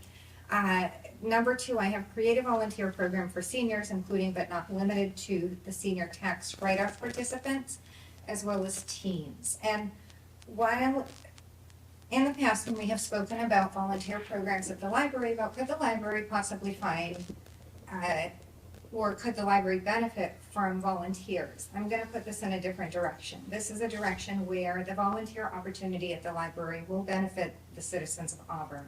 Because we do have the tax write-off program for seniors, and we do have seniors who would like to volunteer at the library. And similarly, we have teens who want the volunteer credit for their college applications. So this is another way for the library to serve the community, as well as allowing the community to serve the library. So it's a win-win. So I propose that as a goal, because we don't have that. Yes, of I could course. speak to that. So we definitely have had the senior tax write-off people here. And every year I talk with Jean and I say, yeah, we have a spot or 2. The last 2 years, we haven't had anybody. But before that, we had a same woman who came like several years. So we have definitely participated with that when there's somebody who wants the position. I know that I've mentioned this before. I've never, ever, ever turned down a student in the Auburn Public School systems who needs volunteer hours for, for college application, for, some of their programs. I've never turned anybody away. It's always short-term, and it's been approved by the union because it's a short term that they can come here. We actually had, we had several of them over the last couple of months. So it's usually 3 to 5 hours. We figure out what we can give them to do. I've never turned away a student in the Auburn Public School System, and I never will. And I don't think the director before me did either. So unfortunately, I will tell you, we have had some constituent feedback that somebody's daughter was in fact turned away. She was very disappointed. She loves books and libraries. She really badly wanted to volunteer. But I think to that end, this will be an easy goal to meet. If you already have the senior tax write-off participants coming, and I will just redirect said team your way. Please do. Absolutely. I think that's gonna make everybody very happy. I think that might have been a misunderstanding. Yes, because I've not turned anyone away. One student wanted a lot of hours, and I had to say I can't because I've got 2 others who, there's only so much. Is there any way that the board can assist in reconnecting, I guess, the senior tax write-off participants with the library? Because you Well, I said they think don't that's come anymore. Jean Boulette, everybody manages that from the senior center, so it sort of originates from her, so you'd want to speak with her, I think. I think it's important to have this goal, but I also think we ought to extend that to determining a method and a way to be able to add volunteers to this library. Now, the Library of Things might be something that somebody could volunteer to take care of. Look at the way the friends work and are able to do the kind of work that they do. And so my guess is that if we could have volunteers here, and that I understand that the block has always been that it was a union contract that made that impossible. And I think probably it's worth finding out, since It's, any other library I know, which is it's not the 350, it's only about 26 that I worked with before, so, in the strategic plan. But everybody's got volunteers. I know, I read the union contract cover to cover twice, just to make sure that we stepped on zero toes with this version of proposed goals. So I think if we can agree that this is just a matter of Jean is happy to participate in the senior tax write-off, you know, and seniors and teens for credit, and perhaps not enough are coming because they're not aware that there is an opportunity, plus some misunderstandings. I think we're going in the right direction. I think we can, for the purposes of scoring the performance against the goals, you might want to keep track, for example, of how many volunteers come in, because I imagine you do that anyway, right? So And maybe it's a matter of sort of reframing the question of volunteers, as opposed to, people coming and saying, I want to volunteer, and then finding something for them to do. If the library can spend a little time figuring out what would be opportunities that would be good for volunteers. We do. Maybe put them up on the website and say, we're seeking volunteers for this, this, and this. I don't know. sure. That sounds good. But we'd have to, let's get that figured out. And that's why I said it ought to be part of the goal, figure out how that's possible with the union contract. In what way does the union contract block the use of volunteers? It apparently does not. Not based on whatever, no, not the, did you find one? You know. Well, I mean, I don't have the specifics in front of me, but just generally speaking, as somebody who reads a lot of union contracts, that as long as it's not taking over somebody's duties in their job in particular, and that as long as it's not stepping on the duties that are assigned to a particular role in the contract. So that's why it may not be like, no volunteers can do X, Y, and Z. It's just, if it's enumerated with the duties of a particular role in the library, then that's kind of off limits, except for perhaps in the short term or with the agreement of the union. Usually that's where there's a little bit of flexibility. It cannot just be from, an administrative decision of, well, now we're gonna have volunteers do this. It's gonna be, the union has to agree, okay, so you know what, there is space to have some of this, and that's usually where that discussion. Yeah. Well, that's why I think it's time to take a look at that, because that's always been the problem with any kind of even suggesting volunteers. There've got to be people in town that would be willing to volunteer and to help and to extend the services and programs of the library. Right, and I did volunteer. I did interview a couple of different libraries, all of whom took volunteers. They're not all under the same union. It varies, Right. which is why I made a point of reading the contract to ensure that nothing was phrased in such a way that it would preclude volunteers coming to our library specifically. But I'm sure Jean knows where to apply them so that, whether it's a teen, because they might be better suited to tasks that are different than a senior would be well suited to. So I think that ought to be at least explored. Yeah, absolutely, but I think, like I said, this is low hanging fruit, I think, because if you already have experience with some seniors, maybe word getting out is a good thing, but that can be a bridge we cross later, so. So are we good on volunteers? Yeah? Number 3, improve the aesthetic of the main library area with art, historic displays, study tables, new book displays, local author displays, community bulletin boards, and reading chairs. Feel free to play with this one. I mean, the whole idea is making the space welcoming and warm. Every library I have walked into, and Steve, I think you've been visiting some libraries too.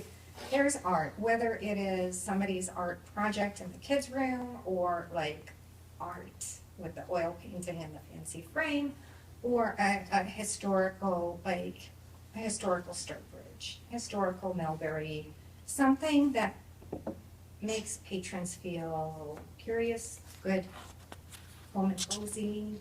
That was what I was shooting for. So if I said it wrong or if I said too much, please poke holes, have fun, tell me what you want to see. But it also seems pretty easy because my understanding is once upon a time there was decoration. I mean, some libraries have full-on art stenciled on the walls of their kids' area. I'm not talking crazy here. I'm talking, let's make things look warm and welcoming. Like, there's a plant out there. It's a beautiful plant. I went and admired the plant. I even touched it. So- It's real. I was like, I have to know. But little touches like that are a really, really, really nice thing for patrons. And some of the feedback that we get periodically is that the space could be more welcoming. So again, I think this is an easily achievable task with a lot of value add to it. So at one point in the, we call it the vault, it's, every library has one of those things that have just been in there for decades. And there are some paintings back there that I thought at some point maybe the board members would want to look through those. But if you noticed, we have an open concept library. We could maybe put some in here. For a while, we did have art displays. For a couple of years here, we had an evolving art display that was beautiful. So I think that's a great idea, and maybe there'll be some room in the sunroom, but then we have to be careful about the sun. So we don't have wall space. The same with the plugs. We don't have plugs. They're only outside the perimeter of the, inside the perimeter of the building. So if at some point you want to take a look through those and see if there's something you would want to, I don't know, clean, Yeah, that'd be frame, great. whatever, I'm not sure. We'd have to fly to get to them because they're way in the back, but, I could certainly do that, and you could, there probably is some great things back there. I'm not even really sure. It's only blocked even to get to it. But these, But- a lot of the paintings in some of these libraries are, unfortunately, they're old white men. Not sure you'd want them up in today's library. I think there might be, buildings. Do they have to be young?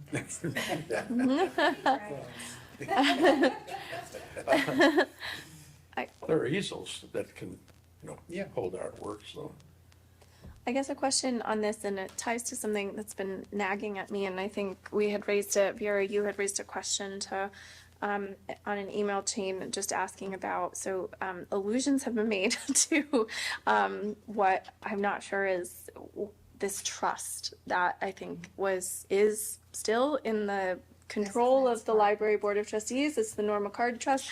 I think this has come up recently in a few places. I've now read through our annual report a few years back. I see a big line item for this Norma Card Trust.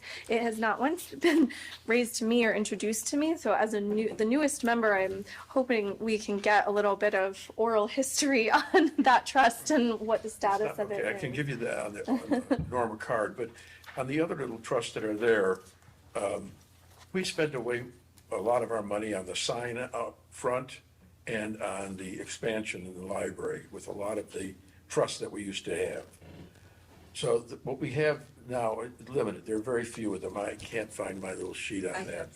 And the expansion he's referring to the sunroom, not the children's. Sure, and I see there's the report. it's in What- here, yeah, Yeah. and I see the allusion, this mention of the trust library. I'm I'll asking tell you the with Norma card. the objective of asking if there's a something that the board might be able to support through some small amount of funds to improve any of the things listed, Vera, in your goals, because I just don't I'm still not super familiar with the budget versus, what gets approved, what doesn't, and then where this might come into play, and I don't know. The Norma Card Trust was given, I think in 2010 or 11, I can't remember exactly what. She gave money to both the library, she was very pleased with the library. They had some reading groups at book clubs, actually, at the Eddie Pond Senior Center, and she had come to the library before that a lot. Anyhow, she was very pleased with the library and left about $120,000 to the library, and the same with the fire department. The Board of Trustees, at the time we got that money, decided that that would be held with only the interest being used. And that what could happen with the interest is the library director could ask for money to be used. And I think there's, usually each year, there's about $6,000, $7,000, $8,000 in that. I'm not sure where it is right now. It looks like $11,000. And so that was meant, the hope was, because we were always concerned about programming, that money would always be available for programming. And we would not touch that principle unless there was some real emergency. Like an endowment. Huh? Like an endowment. Yes, that's exactly right. Yeah. So that you'd have that money to know that you'd be able to support programming Right. over the long haul, no matter what else was going on. And these other trusts, they're very small. I think that the biggest one is what, 300? I don't know. The biggest is $3,800. And so those are things we could decide to spend, those little amounts. And the other is set out basically for programming. So Norma card, the big one, Yeah, that's a big was set aside to use only interest on programming. That's right. And I think it's just that none of this is written down anywhere that I Well, can it- find. it And so has I'm that. just curious where Treasurer's office So has we that. have to go through the treasurer's office. Yeah. Yeah. But if we have decision-making authority over how these trusts are spent, we should probably have this as a standing item I in our agree. meetings. We should probably have somebody designated as treasurer, something like that, no? The town is the treasurer for these. Well, the town is doing the accounting, but Right. in terms of reporting in every meeting, how much is in this trust, how much is in that trust? Oh, just get a printout for every meeting, what's in this Or trust. get a printout and just bring it up as a standing item, just to say it, into the notes, something like that. Right. Yeah, my question was very much related to the aesthetics and so maybe programming or things, but I think we keep hearing there's constraints, right? And so I'm just trying to I was so surprised and excited to know that there's some money in trust. Obviously wanting to respect the rules of that, but I just was surprised, and I've been to now 5 meetings and it's never once come up. So I just wanted to make sure that we go on record as this is something maybe we could, to your point, put as a standing item. Maybe we designate someone whose responsibility is to pull the report and, just to stay on top of it. Because what a shame, what a missed opportunity to let it just sit and sit if there are good uses for it. Yeah, there's not an awful lot other than the principal on the Norma card, and that's requested by the library director. So, But looking at Norma Card, that's as much money as the entire fund for the cultural council. It's not nothing. It's not nothing. $11,000 is? $11,000, yeah. so the principal is 29,777, am I reading No. that correctly? That's just the earnings. That's the earnings. The print is quite a bit larger than that. I think this is not the full. It's $120,000, Okay, got it. yeah. Because I'm like, I feel like I'm really missing something here. It's like- And the other question is what have been the expenditures on this? Because it looks like Right. $3,800 was spent, and 13,000 was transited out, whatever that means. I believe that was towards that bridge, or towards this project in the back of the library, the expansion in the back of the library. But I thought it was just for programming. Well, the truth of the matter, it was supposed to be just for programming, but there was a lot of pressure when that grant was coming in for the Board of Trustees to use as much of it of this as it could towards that project, as a way to show that they were interested in the project. Okay. Oh. So who gets to make the call on money spent out of the trust? We do. Okay. Yeah, so I think I like the idea, Steve. I would put that out for us to agree on, that we would designate someone whose responsibility is to report out on this at each meeting and have it as a standing item. I don't see a reason why we wouldn't do that. I'm not saying we got to empty our pockets every time there's a few coins in there, but like that, this isn't petty cash. This is a serious amount of funds. And if Jean is saying, hey, do you guys want to contribute to, something aesthetically in the library? But again, if there are rules of engagement for the trust, Well, there is we also would 120. want to have those on the principle, Yeah. understood. And then there's flex with the interest. That's good news. What great news. Well, yeah, but I would want to, from my mind, that depends on what everybody else decides, that money should be available for programming for the library. And whenever that's needed, it ought to be available. Yeah, but that's the thing, is that if it's under our authority to approve expenditures on this, all of these have expenditures. And who approved those? It could not have been anyone other than the trustees. Well, then, So what are the expenditures then? Well, I don't know, I don't remember where they, I'd have to they'd have to do a readout on it, I can't. Thing in quite some time. Yeah, so yeah. Several years ago, I requested some for a program. There was some for the digital sign. And then when Julie and Ed did the presentation, for the sunroom, and I think a lot of that was allocated Yeah. there. So But there hasn't been, I very rarely request anything. Yeah. So maybe so- this is a question for the treasurer's office? for the accounting Accounting office, manager, yeah. absolutely, yeah, right, yeah. And then that would be a good role to have Yeah. on our committee going forward, is someone who just stays on top of this and can answer the question of what are the other expenses and, transfers, transactions in and out. No, I agree. I think what a lovely surprise of this meeting that was completely unplanned. Jean, you were emailing us saying, would you like to contribute? I'm going, I could I don't know, maybe I have a, what do you mean? Right? Well, the first thing I said, it's not mine, it's not up to me. So with regard to the aesthetics of the main library area, of course, this is a goal for Jean, but valuable point, there is stuff in a vault or storage somewhere that could be good. Other opportunities is also, community bulletin boards, some libraries choose to advertise like friends on their counters, whatever.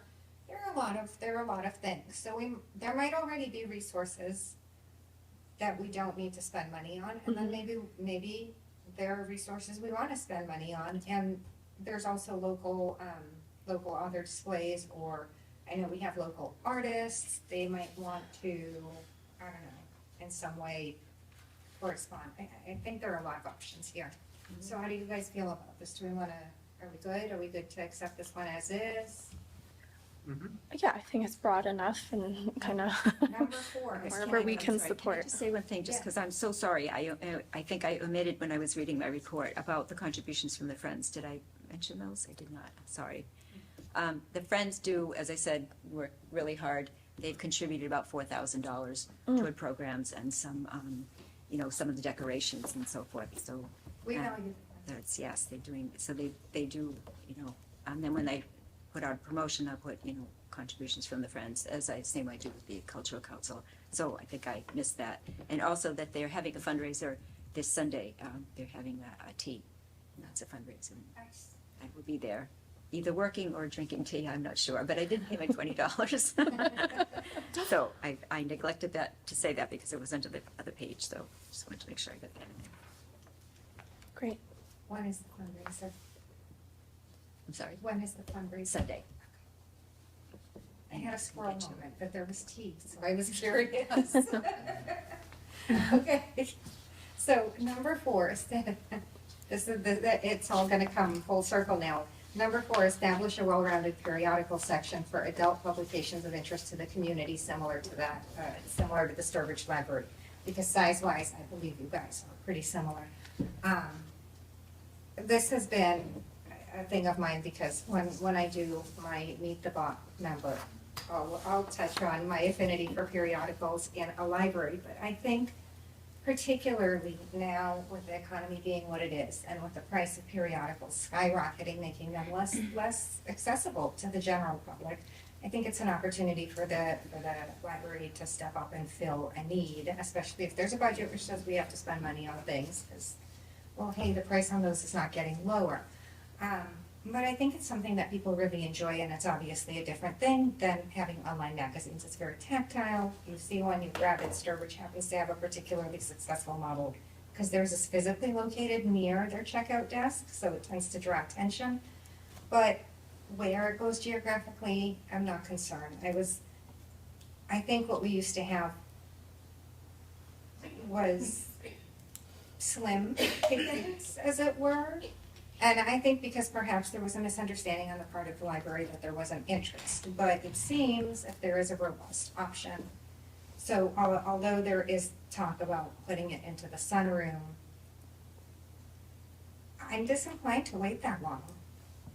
I think taking away the periodical section, when in fact it's quite successful in other communities, is moving in the wrong direction. And I think waiting several years while we figure out the sunroom expansion isn't an equitable way to go in terms of what is appropriate to the community. So that's my 2 cents. Y'all feel free to jump in. The only thing I would do is remove this similar to that at Sturbridge Public Library. I would agree. Yeah. No, I was just gonna say, I mean, we had already talked about, or mentioned a little bit, maybe it's an issue of, let's get a sense of what kind of periodicals this community would be interested in, and all of the different constituencies that we have as patrons, you know, it's like, I've got a gamut, I've got an almost college graduate, but I also have a freshman in high school and a third grader, and, you know, the prospect of having periodicals that are partly of what they, definitely not what I would be attracted to necessarily. And if we have a sense of what our community is increasingly interested in for periodicals, maybe that's a way, maybe not necessarily establish the section, but at least move closer to a section and get a better sense of what periodicals the community is interested in, how that's changed. You know, you mentioned that the papers get read, so getting a sense of those, like those that part of the periodical section, how we want to support that and buttress that going forward. And to that point, Jean, I know you mentioned it about just reducing the number of print magazine subscriptions, but that we will still continue to have them, and they're just coming in. And so, what was the process you guys went through to decide which ones to sort of retain and which ones to sort of eliminate or stop subscribing? I mean, you can tell the current month can't circulate, so they don't go out, but then we keep, 1 or 2 months after that and those circulate. Mm-hmm. So we looked at circulation numbers about which ones are being checked out, very, very, very low. We can actually tell by looking if they've been thumbed through and looked at. And so, again,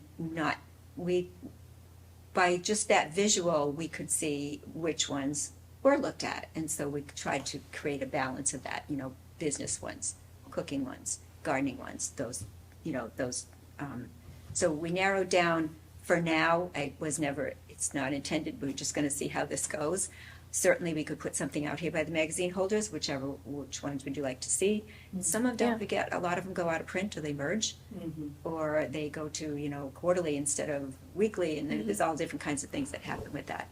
So we did look at that. We looked at costs, and we just kind of determined from there, because we knew we had to move them and they really weren't getting a lot of use there. I think that it definitely is a situation where they need to be someplace more visible and more attractive, and we only have so many options for that. And so my thoughts had been, in the sunroom, but we didn't think the sunroom would take that long, as long to get here either. So I can certainly take another look at that and see. Yeah, I would just want to make sure that our library has the same resources for our patrons that area libraries have for theirs. Especially if you want to go into the library and just kind of kick back and flip through a magazine, like having to drive a town over or something. It's kind of a downer. So that's where I'm coming from, is magazines still exist. People still like them. Periodicals generally, because obviously the New York Times gets read. I don't know what other newspapers we get. But not everybody wants to read a book. Some people want a recipe, or they want to read the Consumer Reports to see if the car they're getting is good, or which blender to buy, or what have you. And that one in particular can be a little tricky to track down in stores, So I would just want to make sure that we're meeting community need. Yeah. Well, maybe we have a role in assessing community need and giving feedback to That's right. the library. So we can establish a well-rounded periodical section, but we can play a role in assisting figuring out what that means for the community. We can always communicate with the community at large at Facebook posts, or that's one of our roles, is we can go to other community events or Facebook and let people know we're out there and get feedback from them, I don't use it, but the Auburn site is certainly available. right? That's always nice and heavy. I don't know. I just know about it. Yeah, no, I'm supportive of the goal. I don't see anything. I'm definitely supportive of the goal, and I liked your idea, Jean, of maybe it was just as simple as having a little, Yeah. if there is something you'd like to see, what would it be Or to inform? even general, do more gardening, that Right. maybe not a specific title, but. Yeah, a little slip with some Decorating. checks. Business ones are read. Mm-hmm. National Geographic doesn't, I love reading National Geographic, but it really doesn't. It doesn't sort of move thing, much, so. yeah. It would be interesting too. I mean, you mentioned the Teen Advisory Council, like to ask. Oh, yeah. them, you Yeah, know? that's on our discussion list Yeah, for tomorrow, is definitely. what they want in their teen area. Yeah, I They would need be to have so them there, curious. and so they're not all gonna be in one section. The children's will be in a different section, so it's not like one big section, which it used to be. So that's Oh, gonna look different right there, because it will be Makes sense. separated out. Yes, Okay. I'd be so curious in the answers. That might not be anything I can order. It might- Well, and they may also be like magazines. What do you mean? That's why I have my phone. So yeah, I'm supportive of this. I think I agree taking out the Sturbridge reference, and I think let's leave it open-ended and see where we're at by the end of the year. And it's, yeah. It'll inform our future goals and vision. I'm saying. All right, the last goal I have, create an adult lending library and other programming, for example, classes, reading groups, workshops, etc., similar to what is offered for younger patrons. That's pretty broad. Feel free to jump in and tear it apart. I'm not sure what you mean by lending. That's what I was just gonna Yeah. ask. Yeah, Like, well, this is a lending library. yeah, but we put a lot of effort on the kids' programs. We put a lot of effort on the kids' materials, the kids' spaces, the kids' programs, and that's important. That's very, very important because, of course, we want to engage kids and foster a lifelong love of libraries. But kids make up less than 20% of the community. The 18 and under is about 20% of the Auburn community. 5 and under is about 4% of the Auburn community. That's a whole lot of the rest of the community. So I'm saying, let's focus now that we're gonna be, the children's room expansion is coming to an end, it's gonna be a gap between the sunrooms. Let's focus on creating as robust a library experience as we can for the adults in this community. So if I could just, I'm not exactly, I'm just gonna, like I Yeah, said, go sort for of like, for a couple of things to keep in mind. We have a very, very robust senior center in the town of Auburn, and they have a library. So, and they're very busy. I They didn't have know that. a well-stocked library. So that's, that's one thing to consider. I just lost my train of thought. I was gonna say, let me read this again. That's good to We, know. I we do, yeah, we do have, we support several book clubs, including a teen one. We are going to be creating a couple for older children this summer. I've already, been in touch with them as well. So I guess I mean, maybe you just said it and I didn't quite pick up on what you were saying. So, Is- no, go ahead, I'm sorry. So I guess the adult lending library, I'm not sure I can phrase it. what that is. Okay, so I can phrase it a little bit better, but to go off of what you're saying, so roughly 20% of the population of Auburn is under 18 or 18 and under. I can't remember exactly which way that went. And let's say the 65 up, or what age does the senior center serve? 65. Might be 60. Okay. That's also a fairly small. Yes, 60, thank 60, you. okay. That's so- also a fairly, actually not that huge demographic per, I think the most recent census, it's Right. not a huge percentage. It's the general adult category that's no longer kids and not yet seniors that Right. make up the most of Auburn. I'm saying maybe it's 20%, I'm not sure, and I apologize, I have the demographics, so track them down for the collections policy, and I don't remember that one. But let's say it's roundabouts 20, so we're still looking at 60% in the middle there, the 18 to 60. To make sure that the programming and the materials that we're offering also take them into account. Because I know the senior center has the seniors, I know you've got the kids very well covered, like, we know the programs are rocking. But I wanna make sure for the average, adult somewhere in between there, they walk into the library and they find what they need, or they find a satisfying experience. Or I can rephrase that. But, No, yeah, go ahead. This business of offering technology classes and other young adult and adult programs, at least 30 with measurable outcomes, aside from the craft offerings, that's a goal that is consistent with what you're saying there, to create, I don't know about the lending line, but create programming, classes, reading groups, workshops, similar to that offered to young patrons. And that might very well be the technology classes. I know that we say that we do things individually, but there are people that like to do it in classes. Again, this is limited, but I haven't, the libraries that I've been to, everybody offers technology classes. It's just part of the offerings. And I think we ought to be doing that here. I don't know, there may be, the senior center may have taken that over, I don't know. Because I had heard at one time that they were trying to do things, doing programming there as well, in some of those issues, but I don't know if they've done that. But we could meld that number 5 that you have with that number 3. Mine just says that you need to do at least 30 of those, so that's a wide range with young adults and adults. And to do that by the end of April, I don't think that's unreasonable to expect that kind of focus on that, the young adults and adults. So, yes, go ahead. Just to kind of, I guess, bring us more toward reality of this 60% in the middle. Yeah. 60%, yeah. Is that we're talking about adults who work for a living, have families. Yes. And probably a high percentage of them have not read a book for a while. I know I went through that when I was raising my kids. And so that 60%, comes down to, kind of a smaller number. 30? Let's call them 30. Let's call them maybe 20. Okay. Honestly.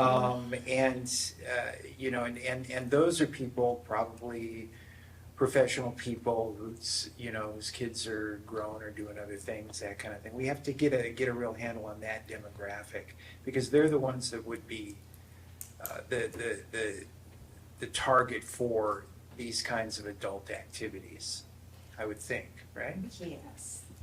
Well, and to build off of that, I mean, we're coming up on graduation season, so I'm thinking about, right, recent college grads, recent high school grads. Some of them don't go to college, they go into the working world, and then their social environment changes, and how to start thinking about who are the different, chunks of this demographic, right? Like, how big in Auburn is it? Like, post-high school, maybe up to 25. And how does that split in, recent college grads, people who are looking for work part-time or just whatever, and what they're looking for, what they might use the library for. If they don't automatically think about it. When I graduated college, I got married and had a baby pretty much right away, and moved to a place I didn't know anybody. And I was like alone, I didn't know anybody.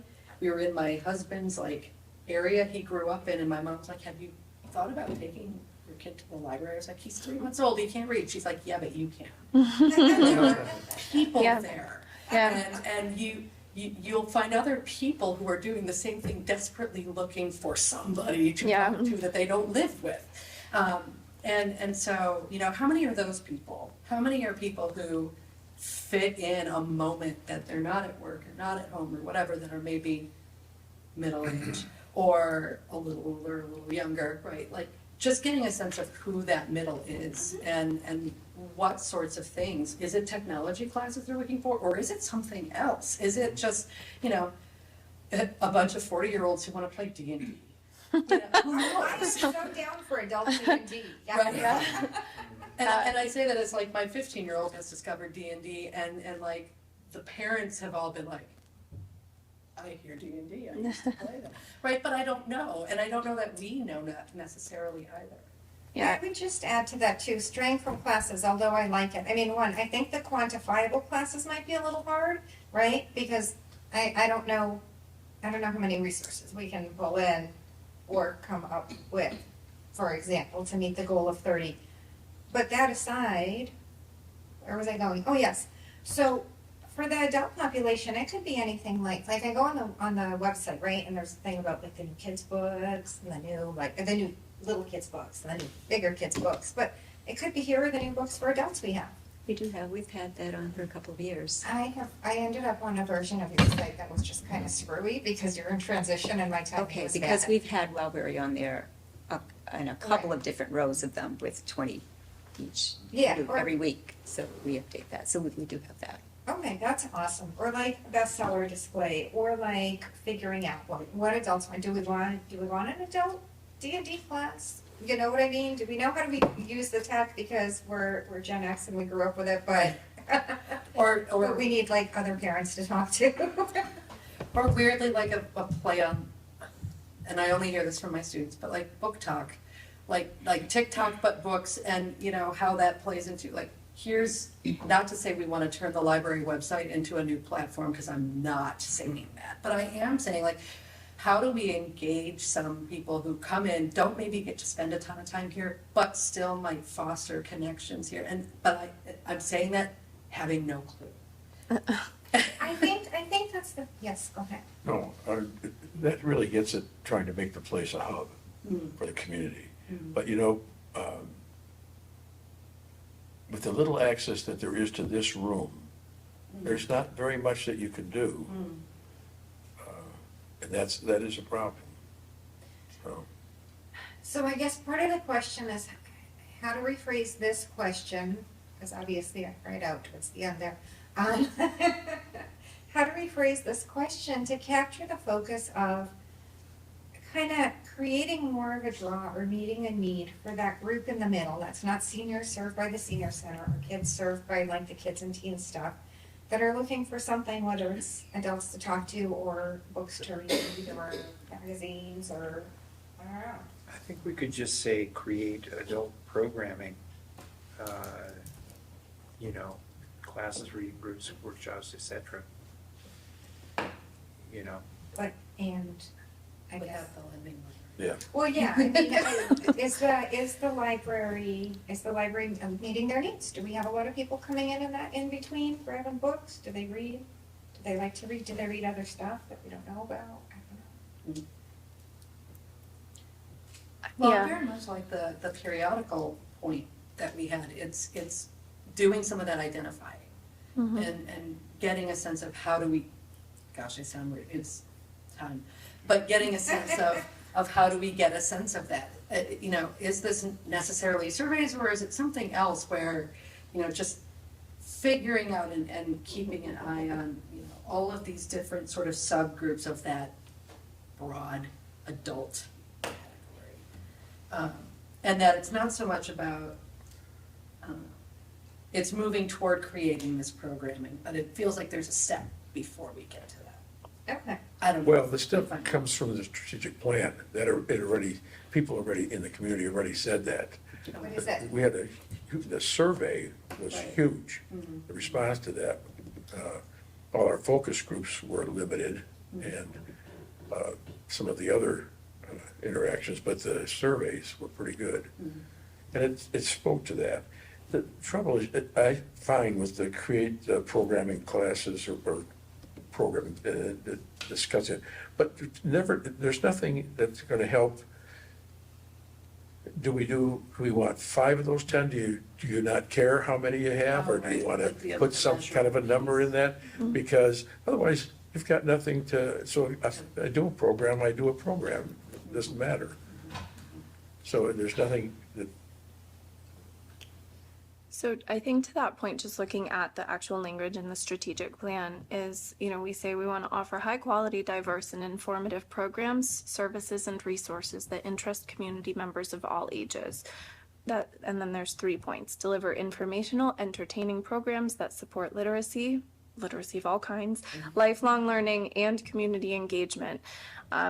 Present a diverse array of programs, services, and resources that appeal to children, teens, adults, and family groups, and then develop programs and services that meet the community's evolving needs.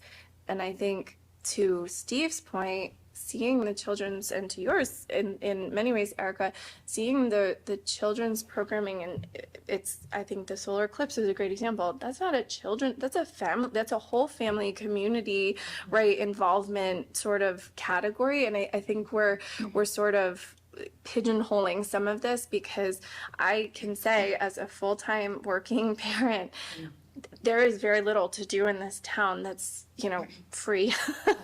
And the library is the one thing we do, and it's such a relief on a Thursday night to say, we're gonna get pizza and we're gonna go hang out at the library for a little bit. And when I come in, now I see Jean or I see the librarians, and I am learning, oh, I actually have access. I can log into Libby and I can do an audiobook when I get home, or I can take out a museum pass.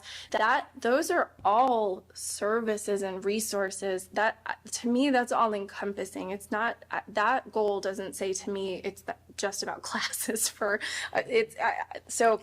Oh, it's not just about, but it also doesn't exclude those. No, I'm not saying it doesn't. And I think beefing up and understanding, I know there was a count of, I think, like 16, adult specific centered programs in maybe the 2022 annual town report. And so maybe just beefing up some reporting around the programming itself, which was something Steve and Vera and I talked about separately, which I don't know if we're gonna have time for tonight.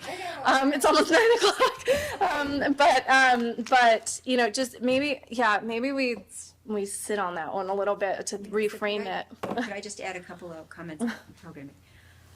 We do more children's program because we develop a lot of them in-house. Right. So we do, so naturally, and if we're going to, we usually have to have 2 sessions a lot of times, or a third, which we've also done with the adult ones. We've filled the cap right away.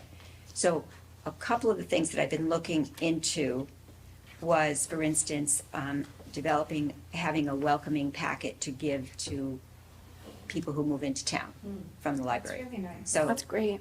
Depending, I don't know how I'm working with the town clerk. I don't know how much information she can actually give me, if this, whatever. But that's one of the things.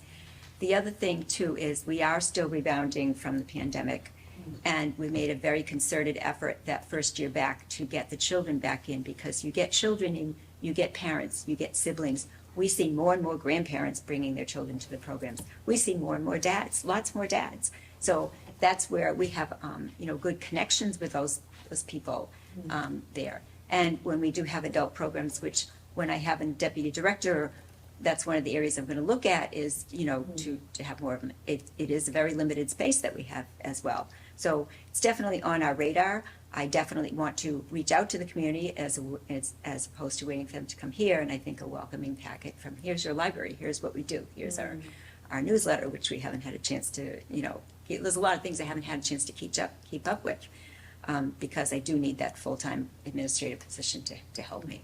So we're definitely on the same page with this, I think. I think that's what we all want. And as you said, Lindsay, too, when people come in, they're talking to other people. And keep in mind, too, our Museum Pass program is the most robust in the state of Massachusetts. And that's also very labor intensive to keep up with, too. So not every library has everything. We have our niche. We have, what we do well. Other libraries depends on their community and where they're located and so forth. But the programs are always what bring people in. And that's something that we do a lot of. We want to do more. So we're all in this, all have the same ideas about that. So it actually sounds to be like between what those are, and I think sitting on that part is good, but I think focusing on the at least 30, like that's a target. If you mentioned there were 16 in 2022. And that's, yeah, right. Just as a guess, right? And that it's been expanding, and some of these are more wide ranging, so there may already be more than we're thinking about. Focusing on the at least 30 part as the actionable piece, and we can sit on the rest, like what that actually is. I don't know. Well, even you've started classes, reading groups, workshops, whatever, but things that would extend the library to that group of people. Absolutely. Yeah. So I think, yeah. So how do we want to say that? Increase. Adult programming, offering.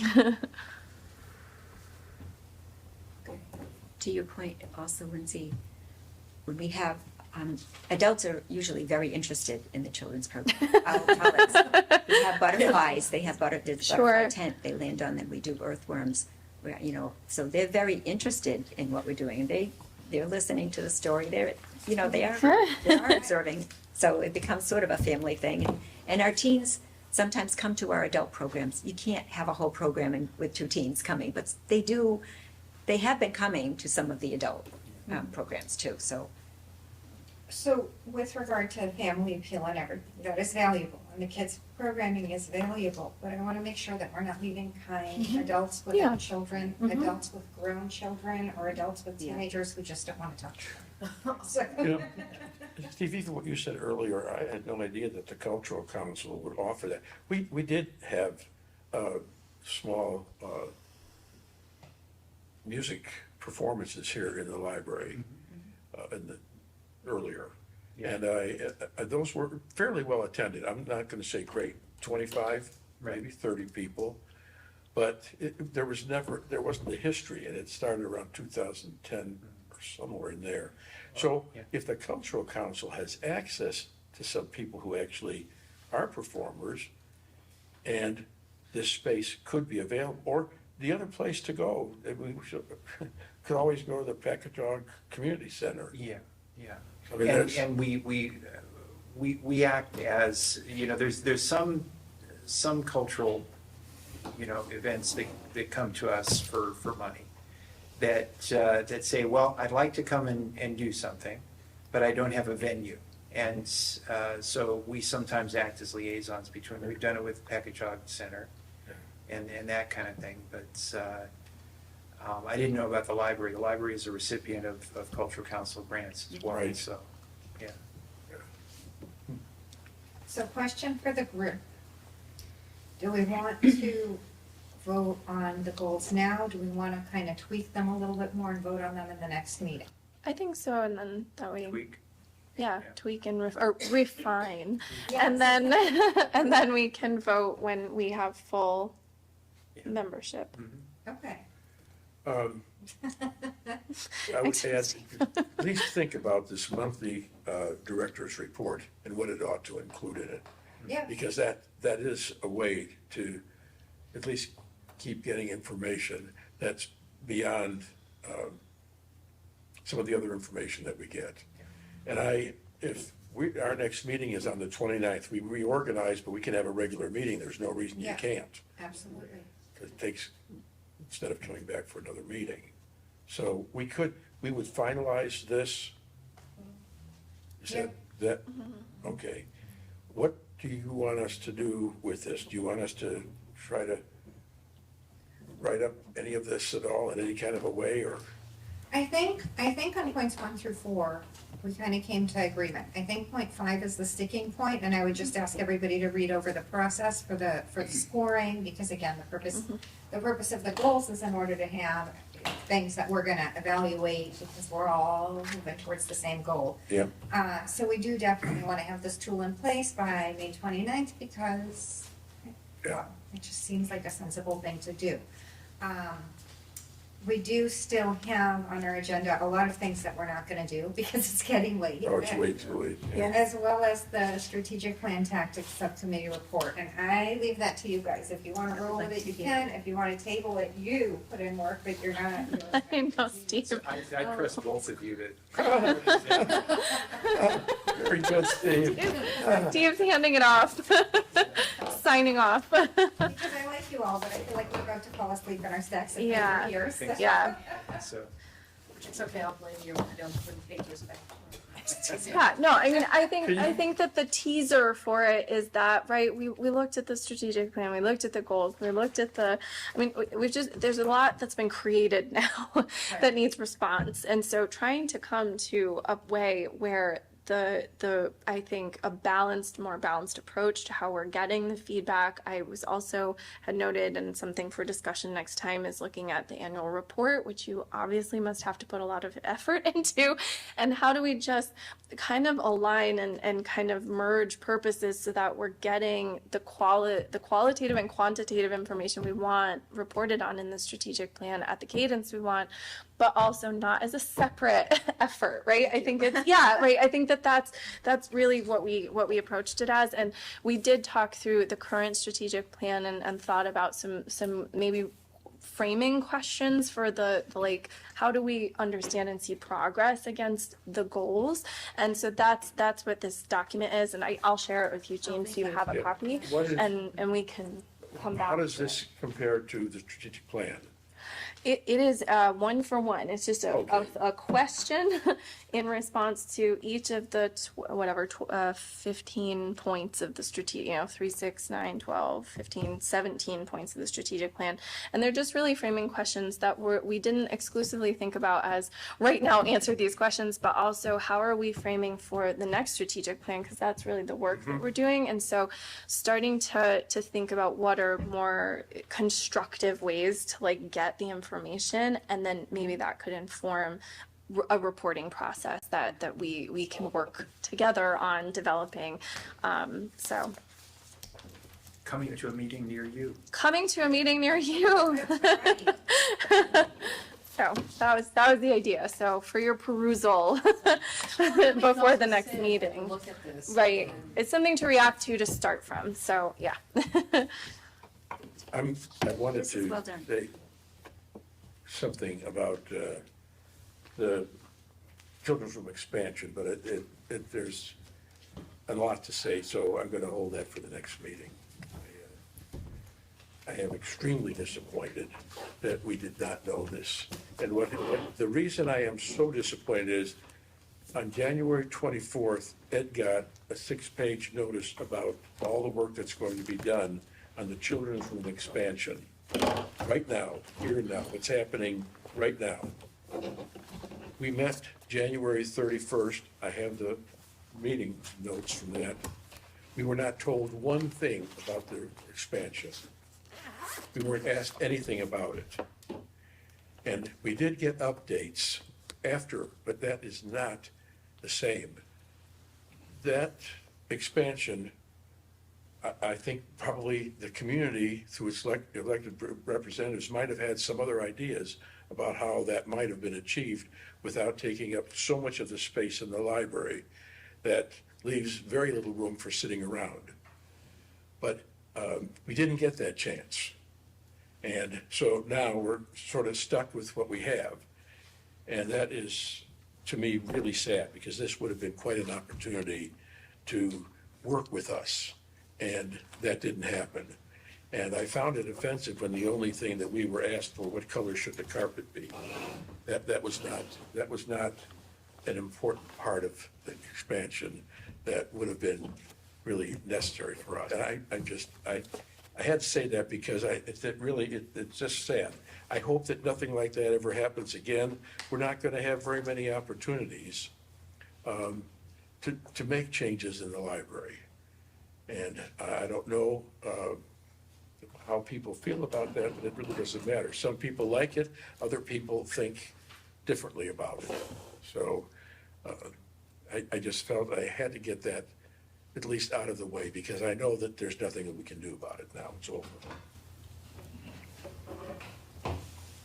I think that's fair. I think that's fair. We'll discuss more of the children's room expansion at the next meeting. I had stuff on the agenda, but we're getting late, so that is a valid point. More to come, May 29th. Motion to adjourn. Second. We are adjourned.